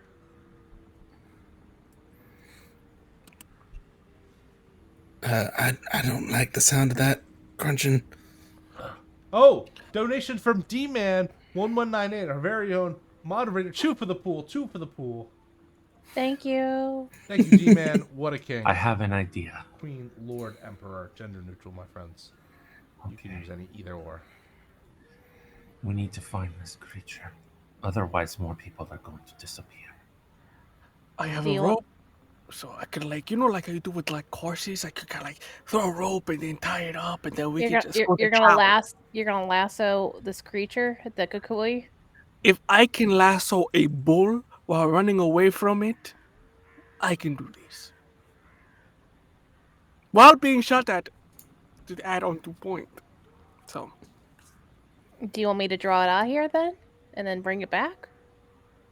Yeah, maybe we like make it like an ambush, and he's like, "Oh no, I'm going to get you," and then we just got surprise, something like that. Are you sure that you want to do that, Senora? I mean, if anything, I can always shoot it. I mean, I'm ready to do that too. And I think she steps in a bit more. Mm-hmm. Like, and then believe in you. Was going to be a little more quieter about it until Bobby was yelling behind. She just like looks back and she's just like shaking her head. So you're attempting to basically be out in the open and like bait it? Yeah, gun in hand, keeping an eye out for anything moving, because she'll try to do a quick I gotcha. Yeah. You hear the crunching getting closer and closer. So. Guns at the ready in the direction of the noise. You see a gigantic clawed hand come across the corner. It's gangly, the fingers spindly. You can get out anytime you want if you want. You just let me know and interrupt me. As it scrapes across, and I think she's gonna shoot into the hallway where it is. Okay, try to shoot because it's like kind of coming around a corner. So you're gonna shoot its hand. Okay, cool. Go ahead. So did you hit it? That's a good question. Which? Hold on, I gotta find my. Where are my skills? Is it long arms? No. Yeah, it would be what it depends short arms? No. Remington pistol would be yours. Short arm, yeah. Okay, that's a lot better than long arms, actually. Anonymous. I don't know who Anonymous is, but they donated $20. That's amazing. And that's another 2 for the pool. Bringing us up from 3. Nice. Thank you, Anonymous. That's a 31 on my roll, and I have a 74 in short arms. That is 5 degrees, 6, 5, 4. 4 degrees successes. Thank you, Elias. Can I say I shot it like right, like probably like at a knuckle? Yeah. And maybe took a knuckle off, like took a finger off? Definitely, for sure. You learn a shot with the Remington, and you can see it blows a chunk of its flesh off, which is gray with little bits of straggly bits of hair, almost like an animal, and you can see it roars as it slinks its arm back, and you wait. And I'm just going to is it Remington? Is it like a 6? I don't know what a Remington. Yeah, it's 6 shots. It's a 6 shot. Yeah, I think she's gonna like click it down again to load another bullet in. She's like, "All right, we can either do this the easy way, or we can do this the hard way." And she's gonna take another step. And then no response. You don't even hear it anymore. But you hear Can I like sort of like go around the not like I don't want to go around the corner, but I kind of want to like walk up enough where I can like look down the hallway where it was. And as you look down the hallway, you see as the Kokoi launches out at you and tears you to pieces. Ha ha ha! Just kidding. But it would be pretty cool, wouldn't it? I mean, it would make for a great story to see how I'm still standing here, but Don't encourage him. Don't encourage him. He keeps doing this, and we keep letting him get away with it. But no, the creature is nowhere to be found. I take it you got in a good shot. I mean, didn't you see me the hand blow off? Yeah. I kind of come in and bring in some more light with the lantern. Really quick, Sophia. Yeah. Give me a dodge roll. Oh, okay. What's my dodge? Hold on. 46. Uh-oh. Okay. Oh no. 29. You sidestep the large hole ripping through the floor as a giant clawed hand, like basically two hands, reach up through it and try to grab you down in this single stroke, and you narrowly avoid it. Yeah, I think she's like turns around and she's as like she's looking down the hallway and she like takes a step and she's like, "What? Didn't you see what I just shot?" And like as she's stepping on the side, that's where it comes up and like tries to grab her. Yeah, and just slithers and sinks back down with almost inhumane like speed. Yeah, I think she jumps out of the way and like points her gun down to the hole and she's like, "I guess is there a basement around here?" Well, you are on the second floor. Oh, I didn't realize we were okay. I didn't realize we were on the second floor. That we're like entering the manor through the front door. No, you're basically like through the same closet that you left in. Oh, okay. Yeah, because when you say open the doors, I thought it was like the front doors of the manor. Okay, now I know where I am in this place. Okay, I think she's gonna look down the hole and probably not see anything, but points a gun down there, and she's like,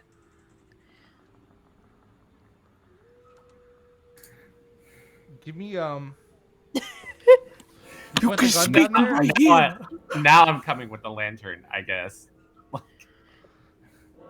Go ahead and give me an athletics roll, please, Sophia. "Oh, for me? Oh. Mm-hmm. Oh, by the way, anytime I make an athletics cool. calls, You don't even have to gain roll an extra for this. jack on successful athletic calls." Boom. You only need one jack for success, so you don't even have to, and there's like basically it's a pass or fail, so you don't even need to roll as you do this. Oh wow, I want to hydrate, but bit of water left. You see as a long tongue shoots out of the hole and tries to grab your gun, but it fails. Yeah, I think she sees that and like she's pointing and like is able to like pull her hand away just in time as the tongue lashes out, and she's like, "Oh, that's nasty." And it was just trying to say hello to you, you know. I mean, I typically ask for a drink first, but we don't. I don't know if you don't. We don't do that no more. We're not really cool with that. We're not really big. We're not really big on that. It's a new era, man. You ever heard of suffrage? It doesn't sound like something that'll happen for another couple of decades. 100 years or so. Yeah, unfortunately. I think it's going to catch on quick. And it's all for white women too. Oh, that's right. And technically, due to the Treaty of Guadalupe, everybody who's Latinx is white. We'll get into that later. Why? Yeah. We'll get into that later. Why you have to fill that out on your SAT and government FAFSA forms? Yeah. In the 8. No, not in the 1800 today. Still.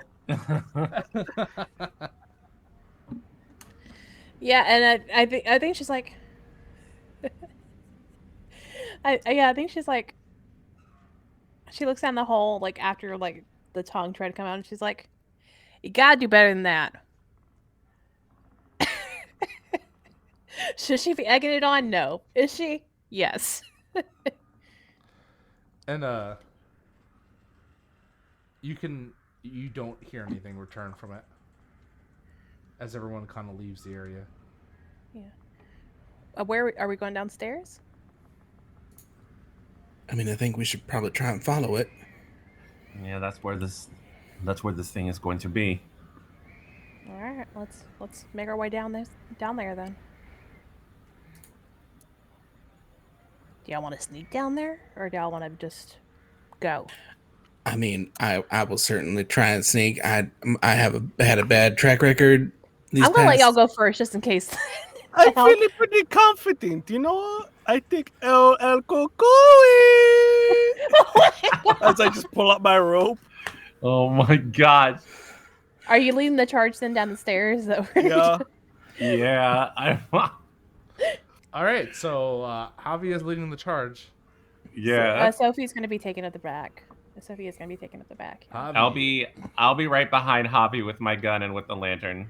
All right, then I'll be right behind the sheriff. And as you rush down the stairs, Javi, you feel something tug you as soon as you get to the bottom, and slam you against the kind of back of the door, like of the hallway. As you see a gentleman who just shushes.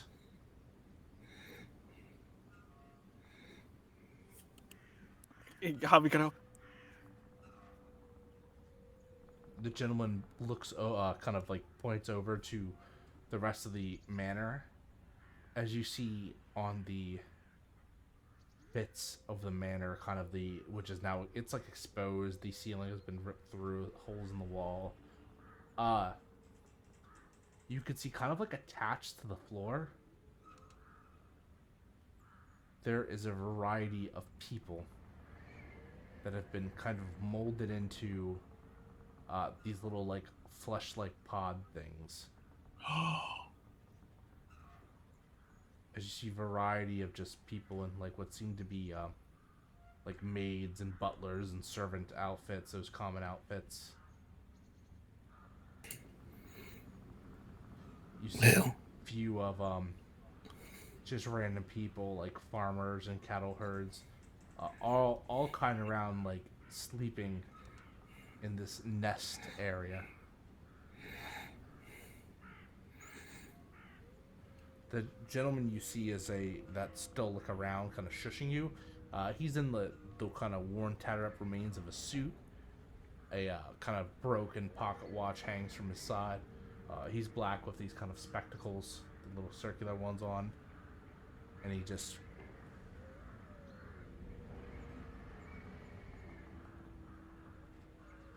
like quietly follow.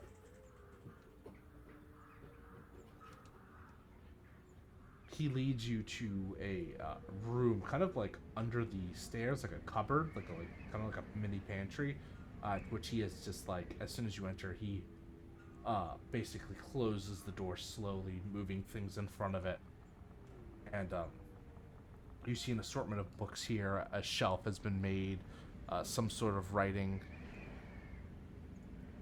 And he looks and is just like, that was close. And you are?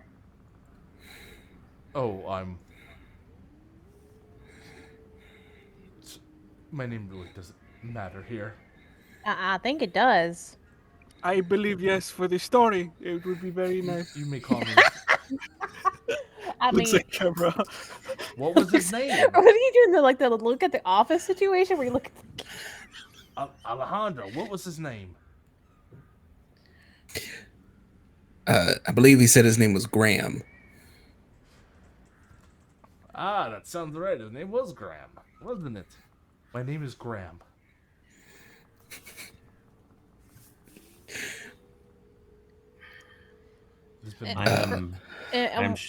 And what are you doing here? Same as you. I was taken. Oh, we weren't taken. No. No one takes Javi. Javi does the taking. We were not taken. We found a doorway in a closet. Yes. I was searching for my kids when I came in here. they found me. Managed to get away. Lay of the land a bit. This place is interesting, to say the least.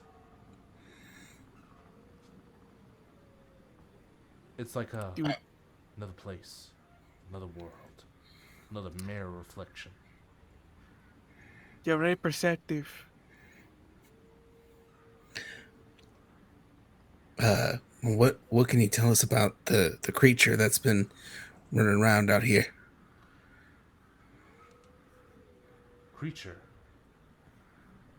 Creatures. What? What?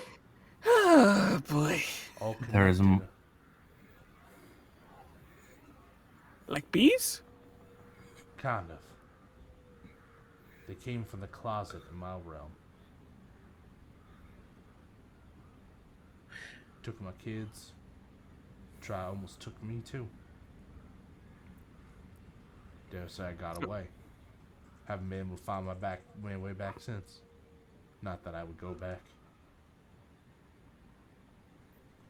What is that? Gotta find my kids.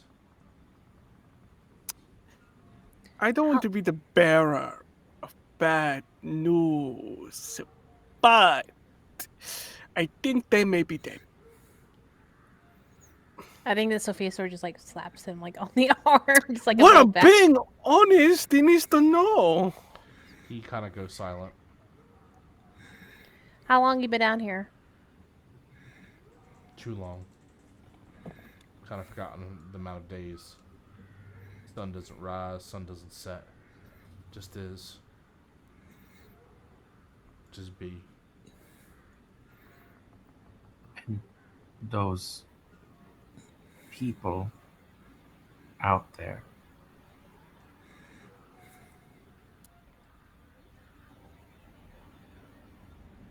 Thank you for another $25 donation. There's others like me.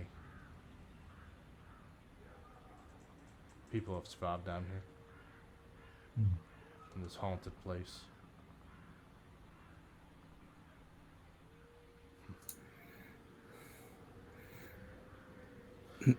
Now, you said creatures, and any idea how many you've seen?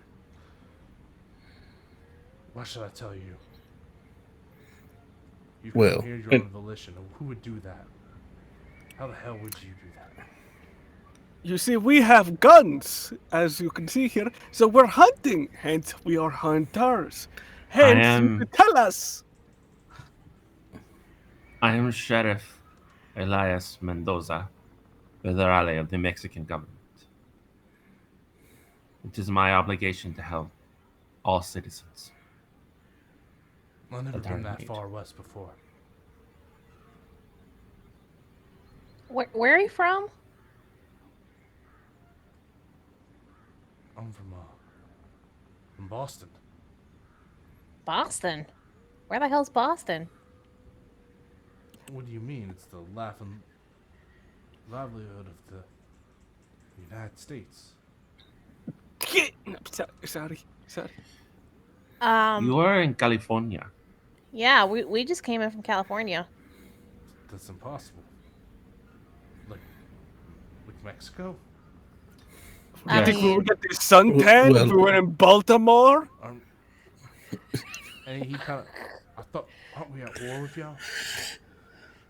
How'd you get to Boston? I think the war's over. The war has been over for some time. Oh, you were probably still here when the war was happening. What does that mean? The war's over.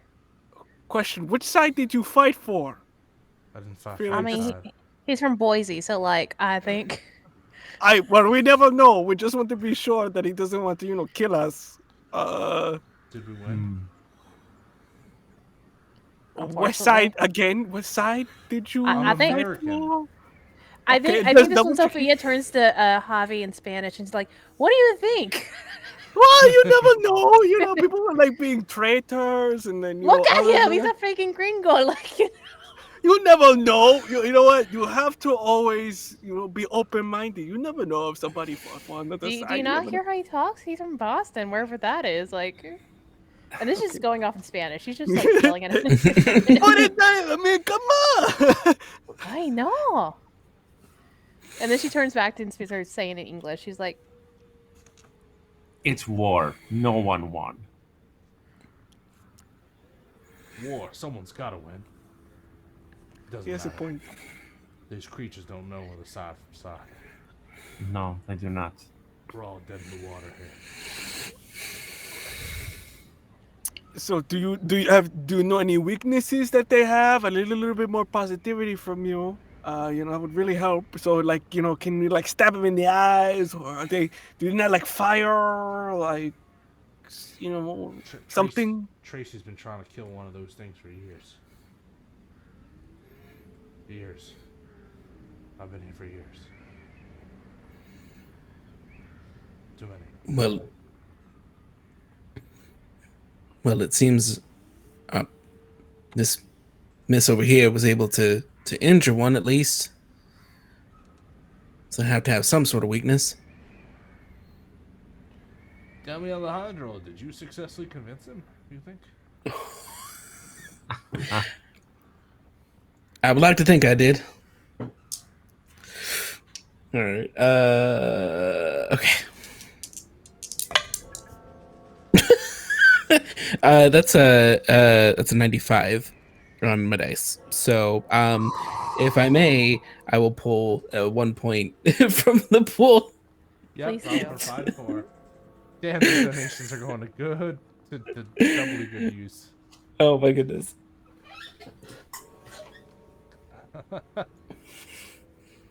And hey, we're at $180, over halfway to our hopeful goal of the night. Woo! Good shit, guys. Good stuff, everyone. Everyone watching, y'all amazing.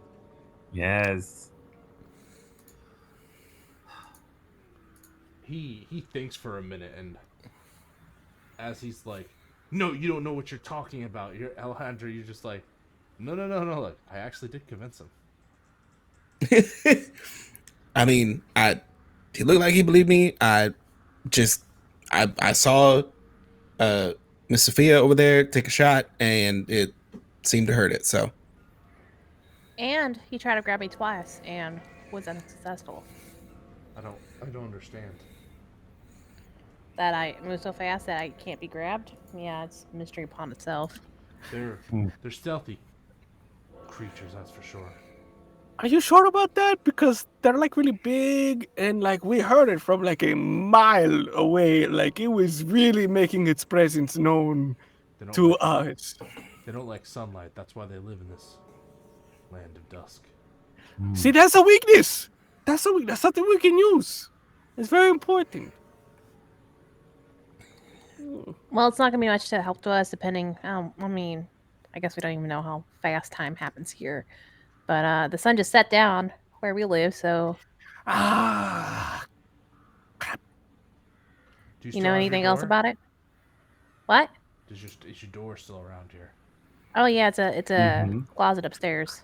Why did you ask that question? That wasn't a very good question to ask. Why do you ask? Because my door got destroyed. Someone must have knocked my house down on the other side. Door went away. Don't have a door no more to go back to. Then we need to move. Let's get as many people as we possibly can and get out of here. I know you are still looking for your children, Gran. And I understand if you wish to stay. But I truly feel that your children would not want you to not live. Because they're dead. To be honest, Javier. Sorry. I wasn't really seen as too much back home. There's only you could be as smart as the next genius. You could be as learned as the many scholars of man. But they take one look at you, and they think they know you. Sure, you understand that. Some capacity on some level. These creatures, they don't discriminate. They don't think twice about what they eat, but what they kill. They just take you. And you know what? As horrible as that sounds, at least that there's a little bit more dignity here.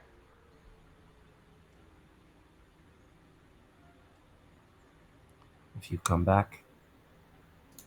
You said that the gentleman was African American, right? Yes. If you come back, I will bring you to Mexico, where you will be free. Truly free. I still got work here to do. Still got my kids to find. And I ain't leaving until I can find that. Get... Tracy lives in the shack outside the manor. She can help you. We have to go outside?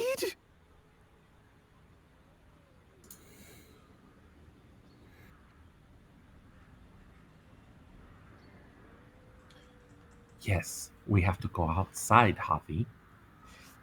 I just don't think we should be, if these creatures are like these fast, big, things that just attack, I don't think running in an open field is exactly advantageous to us. Well, you're outside right now telling this story. What are you talking about? I think he meant like in the story.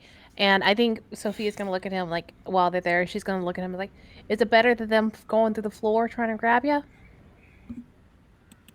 I think we should just leave. Why do we have to bring people out? Why can't we just, go? I mean, they never would care about us, to be very honest.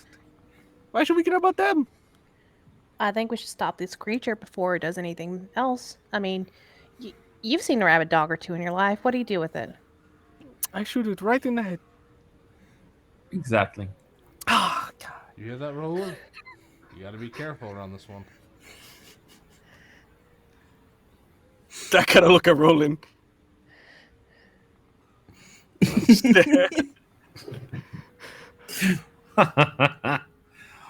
All right.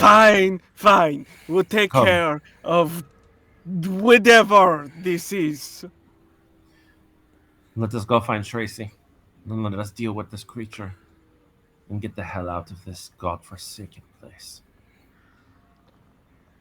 And as you kind of emerge from the closet area, Graham bids you farewell and stays behind. As you kind of come out, you almost have to grasp yourself a little bit as you see the big hulkingness of the creature. He's perched on top of one of the many pods, one of the many people he has sealed to the floor, or it has sealed to the floor, as it strokes it with one of its fingers. Now seeing its full shape, you can see it's gangly and long, definitely about 10 feet tall, but super skinny though, bones showing through its skin, tightly wrapped like a present, hair kind of covering it in patches. Its jaw is discented, I should say, hanging very, very low, swinging almost like a pendulum. Its eyes beady and red. Is that hand that's touching the pod missing a couple fingers, or is that another hand? It is or another creature? It is indeed missing a couple fingers. It is literally drooling over the pod.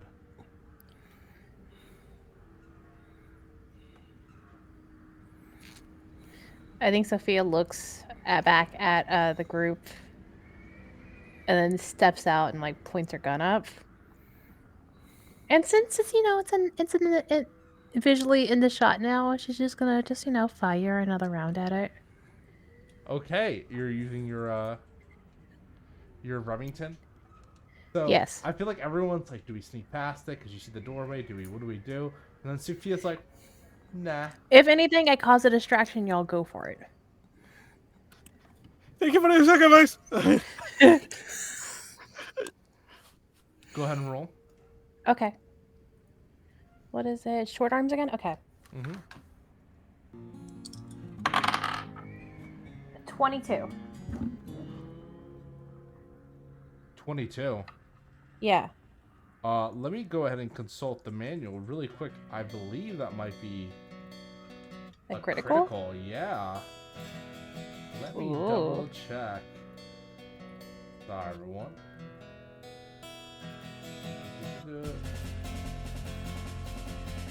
Yeah, aces are. It's an ace. Aces are successful calls that are rolled doubles. So 22, 33, 44, etc. Wait, was it? It was a 22. 22, yeah. Okay, as long as it's not an 11, that's a joker. You don't want no jokers. So where do you aim, Sophia? Or midnight tokers. Sorry. Right at its little stupid little head.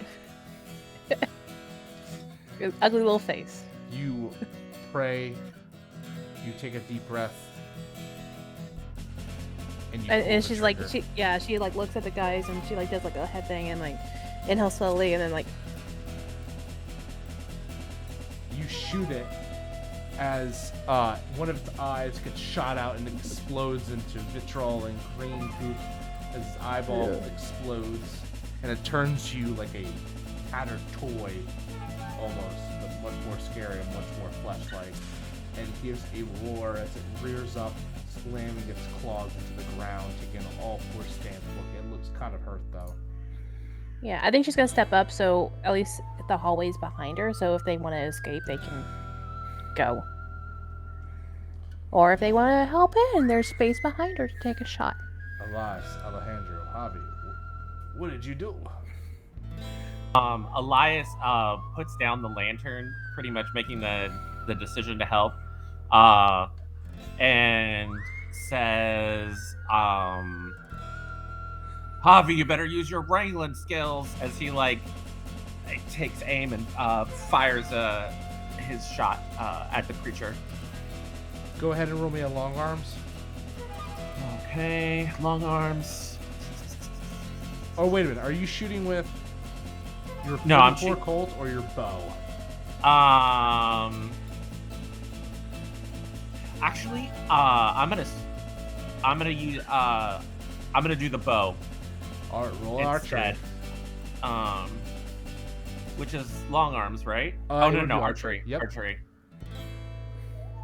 As he kind of had this on his back, and he kind of had it partially hidden under his duster, and he pulls out this cool looking sinew bow.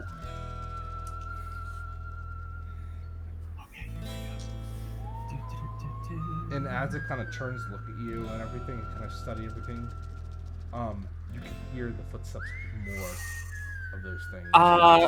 Is 10 considered a 0 in this game if you roll a 10? So what was your cheat? You're rolling a D100 or 2D10s? 2D10s. So I rolled a 10 and a 3. Okay, so 10 would be technically it's a 10. It's like a 10, 20, 30, 40 dice. Mm-hmm. Or is it just a normal D10? It's 2 normal D10s. Okay, so a 10 on a normal D10 would be... And then what's the other one? Just a 3. So I believe that would be... 13? Is that 13? Yeah, I believe that's 13. Well, no, because a 1 would be 1 and 3 would be 13. That would be a max. Technically that's a max. I'm trying to remember what you would even say, what that would even be. That's... Honestly, I've never considered. This is the problem I always run into with D10, with D100s. No, that would be a 90. I believe. Wait, so where are the dice again? Sorry, I was... It's a 10, so it's max roll on the first D10, and then 9 on the second. No, it's 3. I rolled a 3. Yeah. It's either a 13 or a 31. Depending on which one's first. It would be one. The 10 is first. Okay. Okay, so yeah, it'd be probably a 13 then. Okay. Okay. I rolled a 13. And my archery is 59. Oh wait, Lupin, I think that's at 03. No, that would be an 03. Yeah. No, it's at 3%. Okay, that's a great success. As you shoot this thing. Sorry, thank you for the rules clarification. I apologize. I'm very rusty on my D100 systems. And where are you aiming for specifically? Because you can call a shot with this. I was going for the throat. You shoot and the arrow goes deep, tearing into its throat and lodging itself very nice as it tries to scramble and it hinds back on its leg for a second. Alejandro, Javi, what are you doing? I think Alejandro's going to take a shot as well with his rifle. All right, roll me long arms. And as you do so, it goes to try to take a swipe at you, Sophia and Elias. But you watch as an axe flies through the air and hits its arm, kind of pinning it down to its side as you hear a woman's voice call, "I got him! I knew I'd be waiting for you eventually." Just at the campfire, she was trying to take all the credit. Like, he was like, we were doing all the work. You just showed up. Name's Tracy. Also Avi, exists in this don't be upside ungrateful. down area. Come down. Wait, who is this? Tracy. It's Tracy. Provided by our very own D-Man for it. Oh, okay. Okay. I was like, wait, who is this? You see a woman kind of dressed in like an outlaw's uniform with like the leather vest and like just holsters which are just filled with axes. Nice. I rolled a 25. And my long arms is a 62. Very, very nice. As you blow and you what are you aiming for? Probably aiming for like a shoulder joint, just to try and keep it not as mobile. And yeah, you take your well-aimed shot, and you start to it kind of buckles as it falls back. Javi, what are you gonna do? Javi gets up. He looks at the door, looks at everybody else, looks at the door again, and takes out his rope and tries to wrangle it. Yeah, go ahead and give me a. Now, did you wrangle it, Javi? Did you wrangle it? Yes, I wrangled it. Are you gonna be so condescending I don't when you say believe it? you did. Go ahead and give me the animal handling roll. Oh, Avi. You're a wily fellow, you are. I got an 8, and my animal handling is at 37. You get the lasso around it, and you get it, bring it hard to the ground. Enough, it just kind of buckles under its own weight, and it's sprawling out, trying to move enough that Tracy's able to gut around and just get axe in hand, a clean slice through the neck, bringing it to an end as the kukui just goes quiet. Cut to the campfire. I told you! Suck it.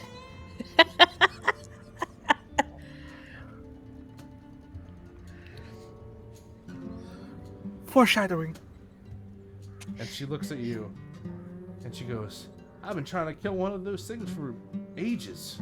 And then you came along and overwhelmed it with the boom boom kaboom." I mean, Sorry, sometimes what? I think what she says is "woom boom kaboom," if I heard it correctly. Like a womb? Like No, womb? like a bunch of Onomatopoeia. shots of a gun. Oh, it's okay. I got it. Mhm. Is this the only one in here? There'll be more soon. Is there any way to help these people? Can we get them out of these pods? You can end the dream. The person dreaming this world up.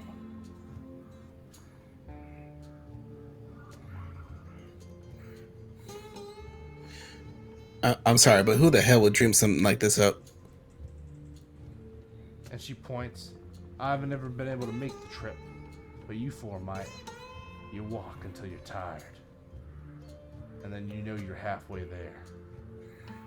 The king of these lands lies in the desert. Around a camp. And I think with that, Sophia opens up her revolver and counts the bullets and then fills in the holes and turns it and slams the barrel shut. And she's like, "Well, at least I got my good boots on." Or you can go back home. You killed that thing. Probably won't be back for a while.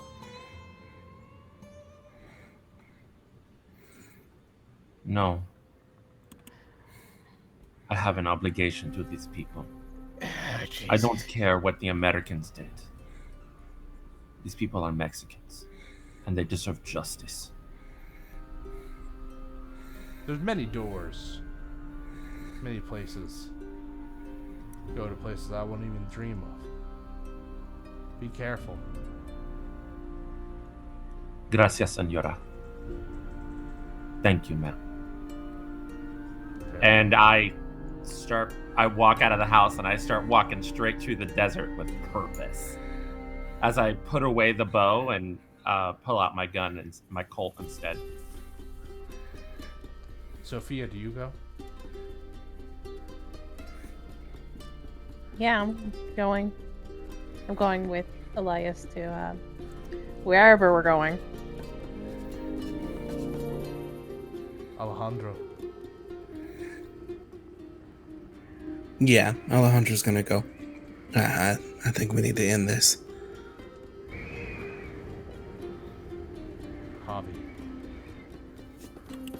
Javi just goes and just starts cursing all the way through, but reluctantly going in Spanish. And as you walk through the desert,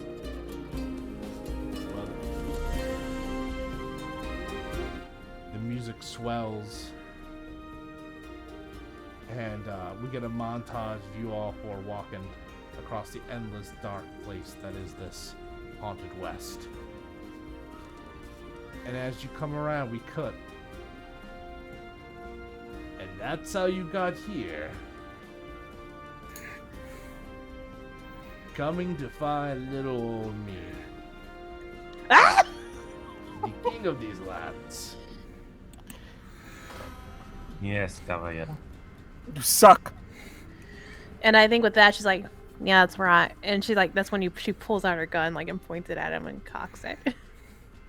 And like almost like in sync with her, like Eli just pulls it out and points it at him as well. His Colt. I never gave you my name, did I?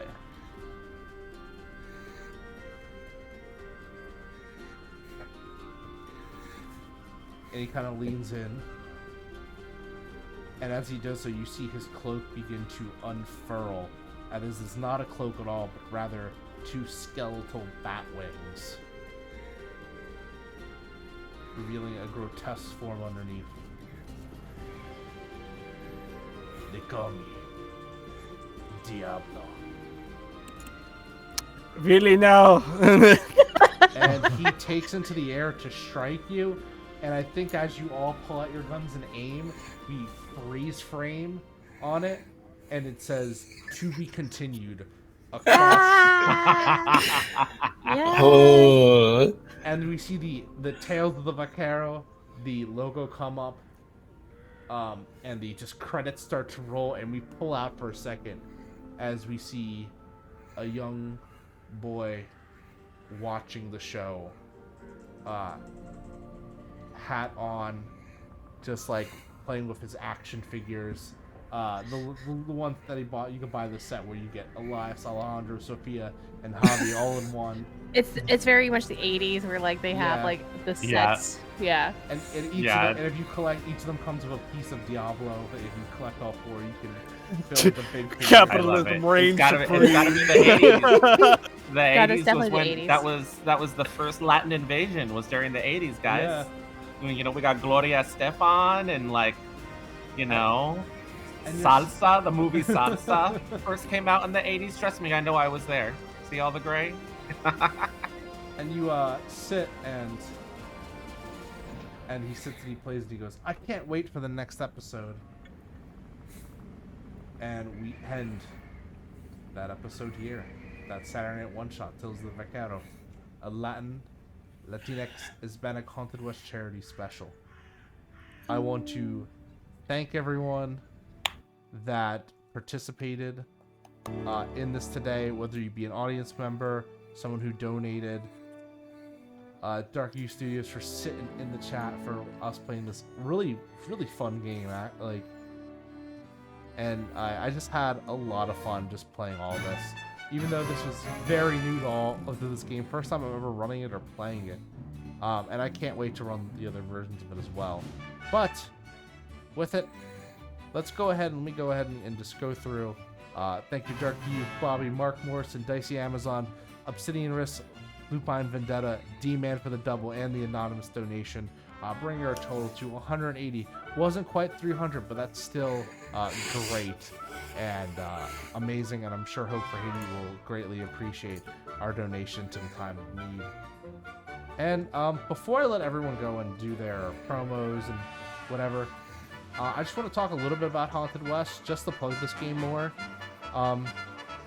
It's a lot of fun. Like I said, it's a BIPOC focused Western horror game. Focused more on the weird, kind of very much like cosmic horror as well, involved with your supernatural to even to your more realistic horror if you want to play it.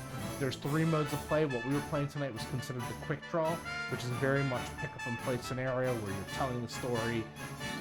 The storyteller is interrupting. I did a little bit more literal in the themes and tones when we were running this game, but you don't need all the meta plot and the meta humor and fourth wall breaking if you don't want that.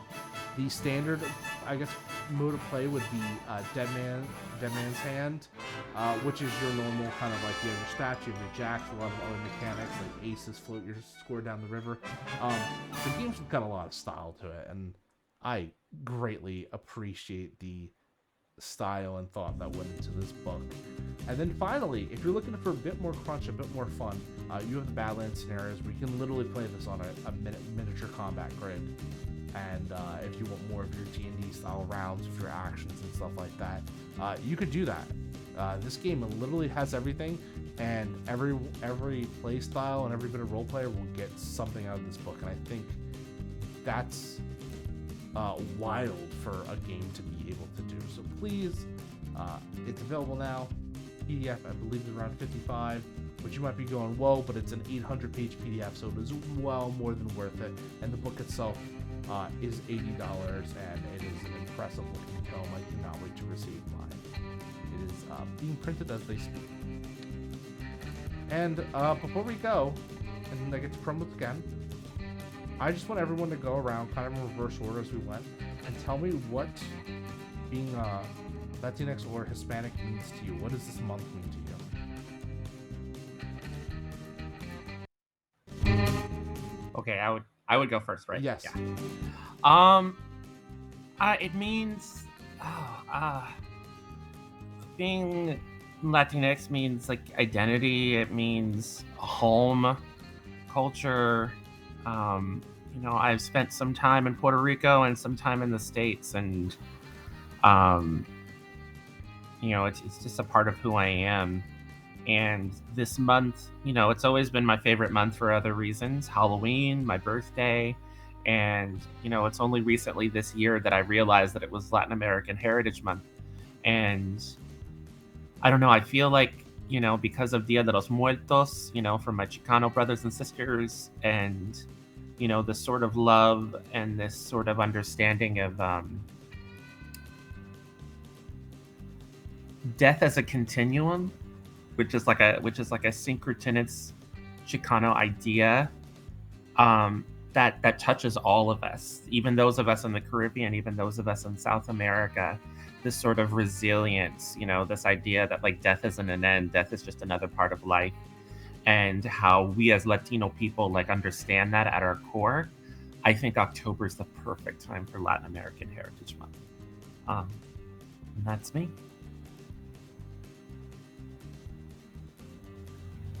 Chris? Yeah, for me, it is a celebration and kind of remembering, your ancestors or, your relatives. For me, one of the big ones is my grandfather. He was, I am second generation. My grandfather was a Cuban exile. And to make a very long and very awesome story of how he escaped, which involved him joining the military to figure out patrols and making a canoe and then jumping off a 30-foot cliff and then boat breaking halfway through, getting the floor. It's a wild story.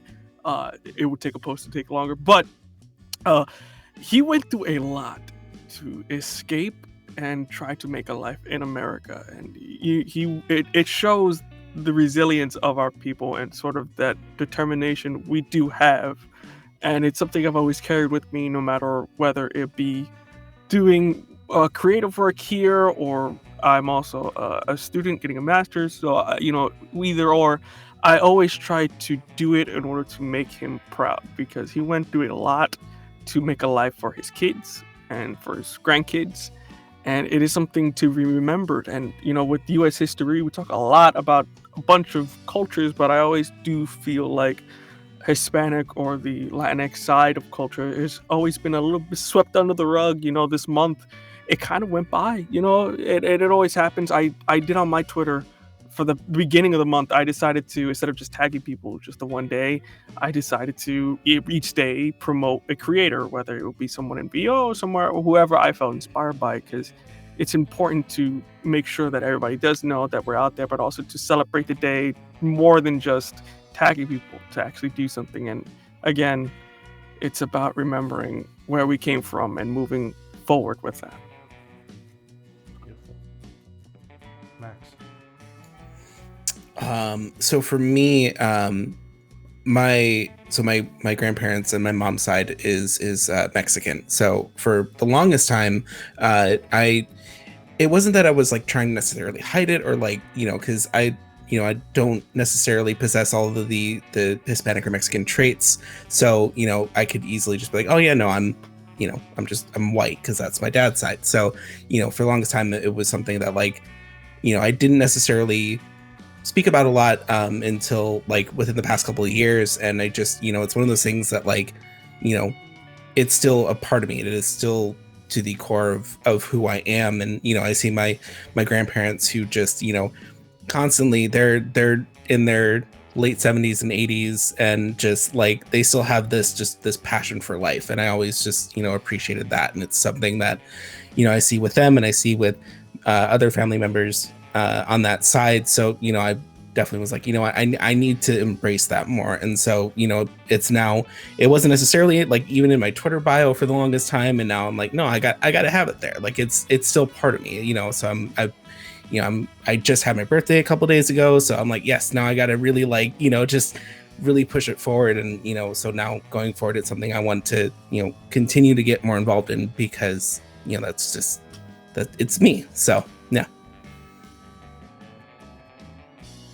And I think for me, so I born and raised in Texas. My mom's white. My dad's the one with the Mexican side. However, I don't know how far it goes back, because Texas, Mexico, all that great stuff. It's hard for me, because I always like wasn't really raised with any of that, because my mom usually kept more of her side of family. My dad assimilated us to like, growing up with opportunities of us like, speaking English and like never learning. Like I never learned Spanish, but my abuela never spoke English. So like I could never connect with her. And she lived till she was 92, and I never could actually have a conversation with her. Or at least one that I can like understand. Like she tried to teach me tortillas, like how to make tortillas from scratch. And like I was a kid, and like I didn't know really what she was saying, because I didn't know the language. And it's just, so as an adult now living, I'm starting to slowly reclaim all of that. I'm starting to reclaim all that. Like I'm also pagan, but I'm also trying to decolonize my practice. So I'm looking into corandismo and like brujeria and like all that other stuff. I'm like, I'm about to get my tonalities read soon and stuff like that. So like I'm learning more about who I am, and then also living in Florida for a bit and seeing all the beautiful cultures, not just Mexico, but like Puerto Rico, Dominican Republic, South America, the rest of Central America. Like it's just, there's so much vibrancy and life and food. Oh my god, the food. I actually had a cubano earlier today and like agua frescas, and I was like, empanadas, yes.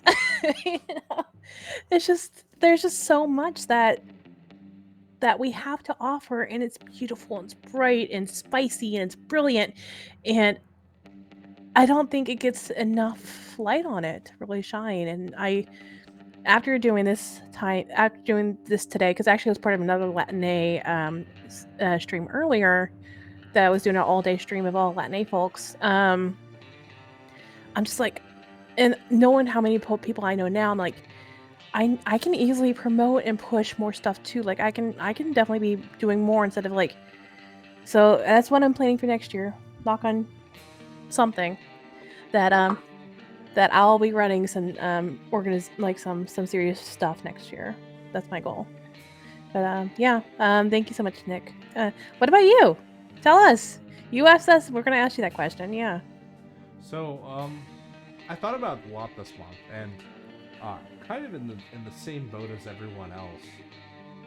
I was taught a little bit about my heritage when I was younger, but it was never focused on in school. I didn't learn my history. I learned the American kind of just like the whitewash history of everything. And as I get older, it's unfortunate that's something that you kind of learn that's happened to you. But I am in the midst of reclaiming my heritage, and even as a child, my grandparents, I knew of their struggles. I mean, my mother was born in Havana. She was young, but she escaped Castro's regime. And my family, because of two differing last names, because, spoiler alert, not only am I Cuban, I'm also Chinese. We are that minority subset of like 10% of Cubans that are also like have ancestors from Asia, with China. And we had two names essentially, and they were split because back then when you came to America, if you were Hispanic, Latinx, and you were sent to Ellis Island, New York, and if you were Asian, you were sent to Angel Island, and it was just this codifying of your race. And because of our last name, half my family was sent to San Francisco, and half of them was sent to New York. And it took like a decade to fit, like 15 years from them to find each other again. But they came here with just the clothes on their back and living in really shitty conditions, but they managed to build. And that's something that's always been told, that even in movies, they always talk about the Cuban spirit, what it is to take pieces of your life that just have been kind of knocked around, how to put that back together again. I guess that's why I'm proud to be Cuban, and that's what Hispanic Heritage Month means to me. It's about not being told about why your history matters, and then finally standing up to reclaim it yourself. And being this is like the first year I've really majorly participated in events such as this, I really hope to expand my presence on it next year, because much like people here, I wasn't taught Spanish as a kid. I was taught to blend in with the flow, because that was the safer option. It's unfortunate that that's true for many of us, and not just for Hispanics or Latins everywhere. That's for all races that are not the standard. But enough of the doom and gloom. We're getting better. Everything's getting better, and we celebrate that because we're proud people, and we're gonna stay that way. Fuck yeah. Yeah. I'm not gonna cry. You're gonna cry. Oh. No, okay.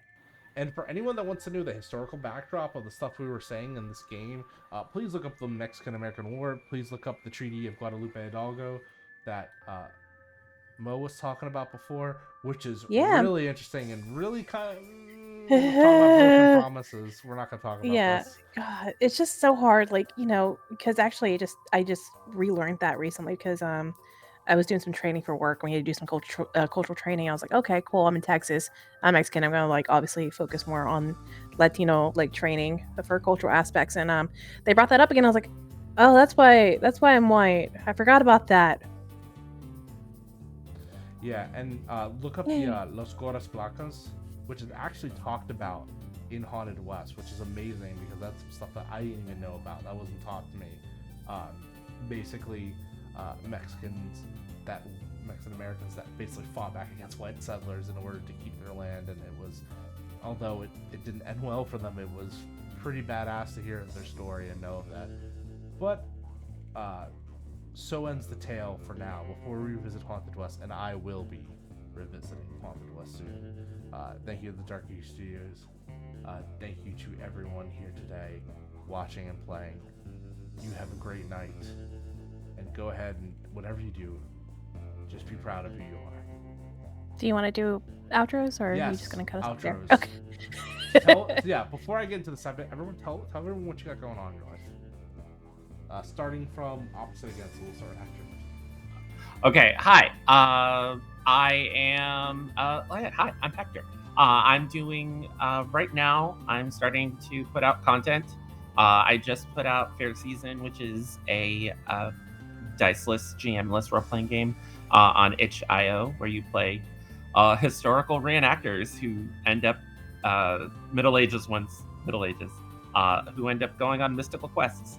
And I'm starting to put out D&D 5e zines, just like simple stuff that you can just kind of use, and I'm doing them through itch, and those are my two big projects right now that I'm working on, and I'm excited to be doing more streams and more podcasts. So you can find me on Twitter and on Instagram and on itch under Keiichi Okami. With that, I'm next again. Hi, everybody. My name is Chris Cologne. In terms of stuff I have going on, got three big things. First off, I'll be here Monday with Nick as we do Gehenna Academy, which is a Monsterhearts game where we play a bunch of angsty teenagers that are monsters. And we're in our second, and it's all by POC cast. And whatnot, we're in our second season, and it's getting real dangerous, to say the least. So you can check out. We're live on Gehenna Gaming, and the VODs, if I'm not mistaken, are also up for our first season and then the second season that's going on. In terms of other stuff, I also will be joining. For what I can say right now, hopefully next month we'll see. I am part of a 48-player tournament style of Legend of Korra. Where we'll be using the Magpie Last Airbender system. So we're doing that. It's a bunch of people. We're just going head to head. If you lose, you get out. So it would be really fun to see how that turns out over on Critical Bits. And lastly, I am also a voice actor. And also I had the wonderful opportunity to work with an app called My Sound Delve. It was I'm on top of being Hispanic, Latino. I am also part of the disabled community. I have a lower back disability, and with that, I was able to work with these guys they want to do a disability inclusion update to their app, which is like a bunch of sounds you can add to your RPG or whatever game you're playing. It is more oriented towards Dungeons and Dragons, but again, you can use it for anything because it's based on success and whatnot. So you can go check that out. I provided voices for that. So yeah. You could also find me at Twitter at VO_Cologne. That's COLON. All right. And I am Max, or I go by MaximusJ07 here on Twitch and Twitter. So you can follow me over there, where you can see on Twitter, where you can see some of my random thoughts. But I play a lot of TTRPGs. I run some stuff offline, but I do stream here on Twitch occasionally, playing a variety of games, usually kind of visual novels or things of that sort. And I try to go live as often as I can, so whenever my schedule allows. But this has been a very fantastic opportunity, and I'm greatly appreciative to be here. So I hope to see some of y'all in the Twitter space as well. So thank you. And hey, I'm Mo, they, she pronouns. You can find me all over the internet at Sairina Bezos. I am part of RPG Latinam, which y'all should use that tag. I am also part of Utopia, which is a BIPOC Twitch community that's ran and supported by BIPOC people. So if you are and you want to be a part of that community, please go to the Utopia TV Twitter, fill out the application, we'll get you in. We talk about everything. We organize games. We just did BIPOC Fam Jam back in September, raising nearly $969.69, double nice. And with that charity stream, we actually did a game jam where you can actually go and find 5 games written by Latinx folks. Que la Vida Valle, El Chupacabras and El Noticiario, Dracula Owes You Money, Cryptic Cruising, which is my game, and Quieran Tu Sangre, They Want Your Blood. So that's all on itch.io. You can follow the jam there. I try to promote and push all games and designers. Also, too, just another side note, I am a writer on Fast at Cryptic Cruising. You can find my work in Kids on Bikes Volume 2, Teens in Space. I'm co-writing Kids in Capes right now. And I wrote a module for Junksha, Blood in the Banquet Hall, where it's Danger Past the Paper Picado. So it's based on Cinco de Mayo and La Lechuza. So I try to write, I try to support, and doing everything that I can. So yeah, that's me. Follow me on Twitter. I do a lot of streaming stuff. Just it's easier there. Awesome, and I guess that just means I was your volunteer for tonight. Nick Francie, you can find me at NoLaMinic. Like I said before, I am the production and marketing manager here at Gehenna Gaming. And stuff that you can find me in. Well, every Monday I do that BIPOC Monsterhearts game. We're on our season 2 of Gehenna Academy. Monsterhearts, but what if everyone knew they were a monster and we're in a cool academy and tried to learn and increase it? Did I secretly want to run a kids on broom game? Probably. But I'm not going to admit that on camera. Never.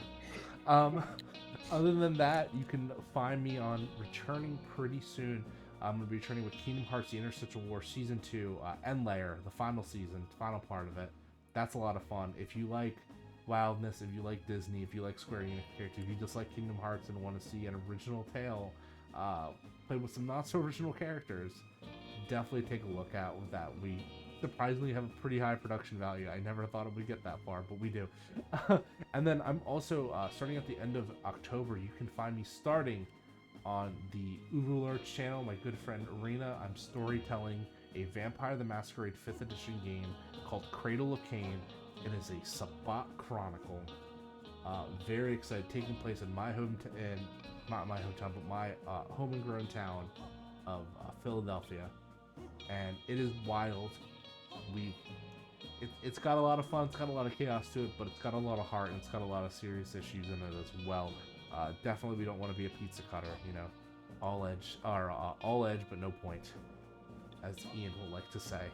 And then other than that, the other project, I have 2 big projects coming up that I can't talk about one for now, but I am going to be doing a project with Devil's Luck Gaming. I've teased a little bit about it, and just keep a lookout. That's coming hopefully very soon. I'll be able to announce stuff like that. I'm very happy to be working them.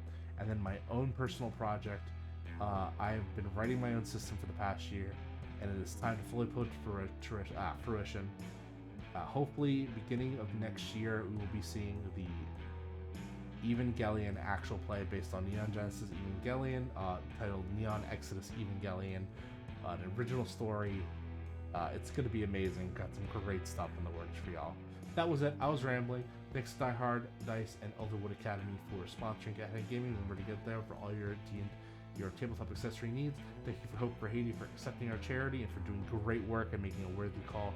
And thank you to all again for doing this and joining me on this wild Western adventure. Keep it haunted and remember, history is for all of us. Bye, guys.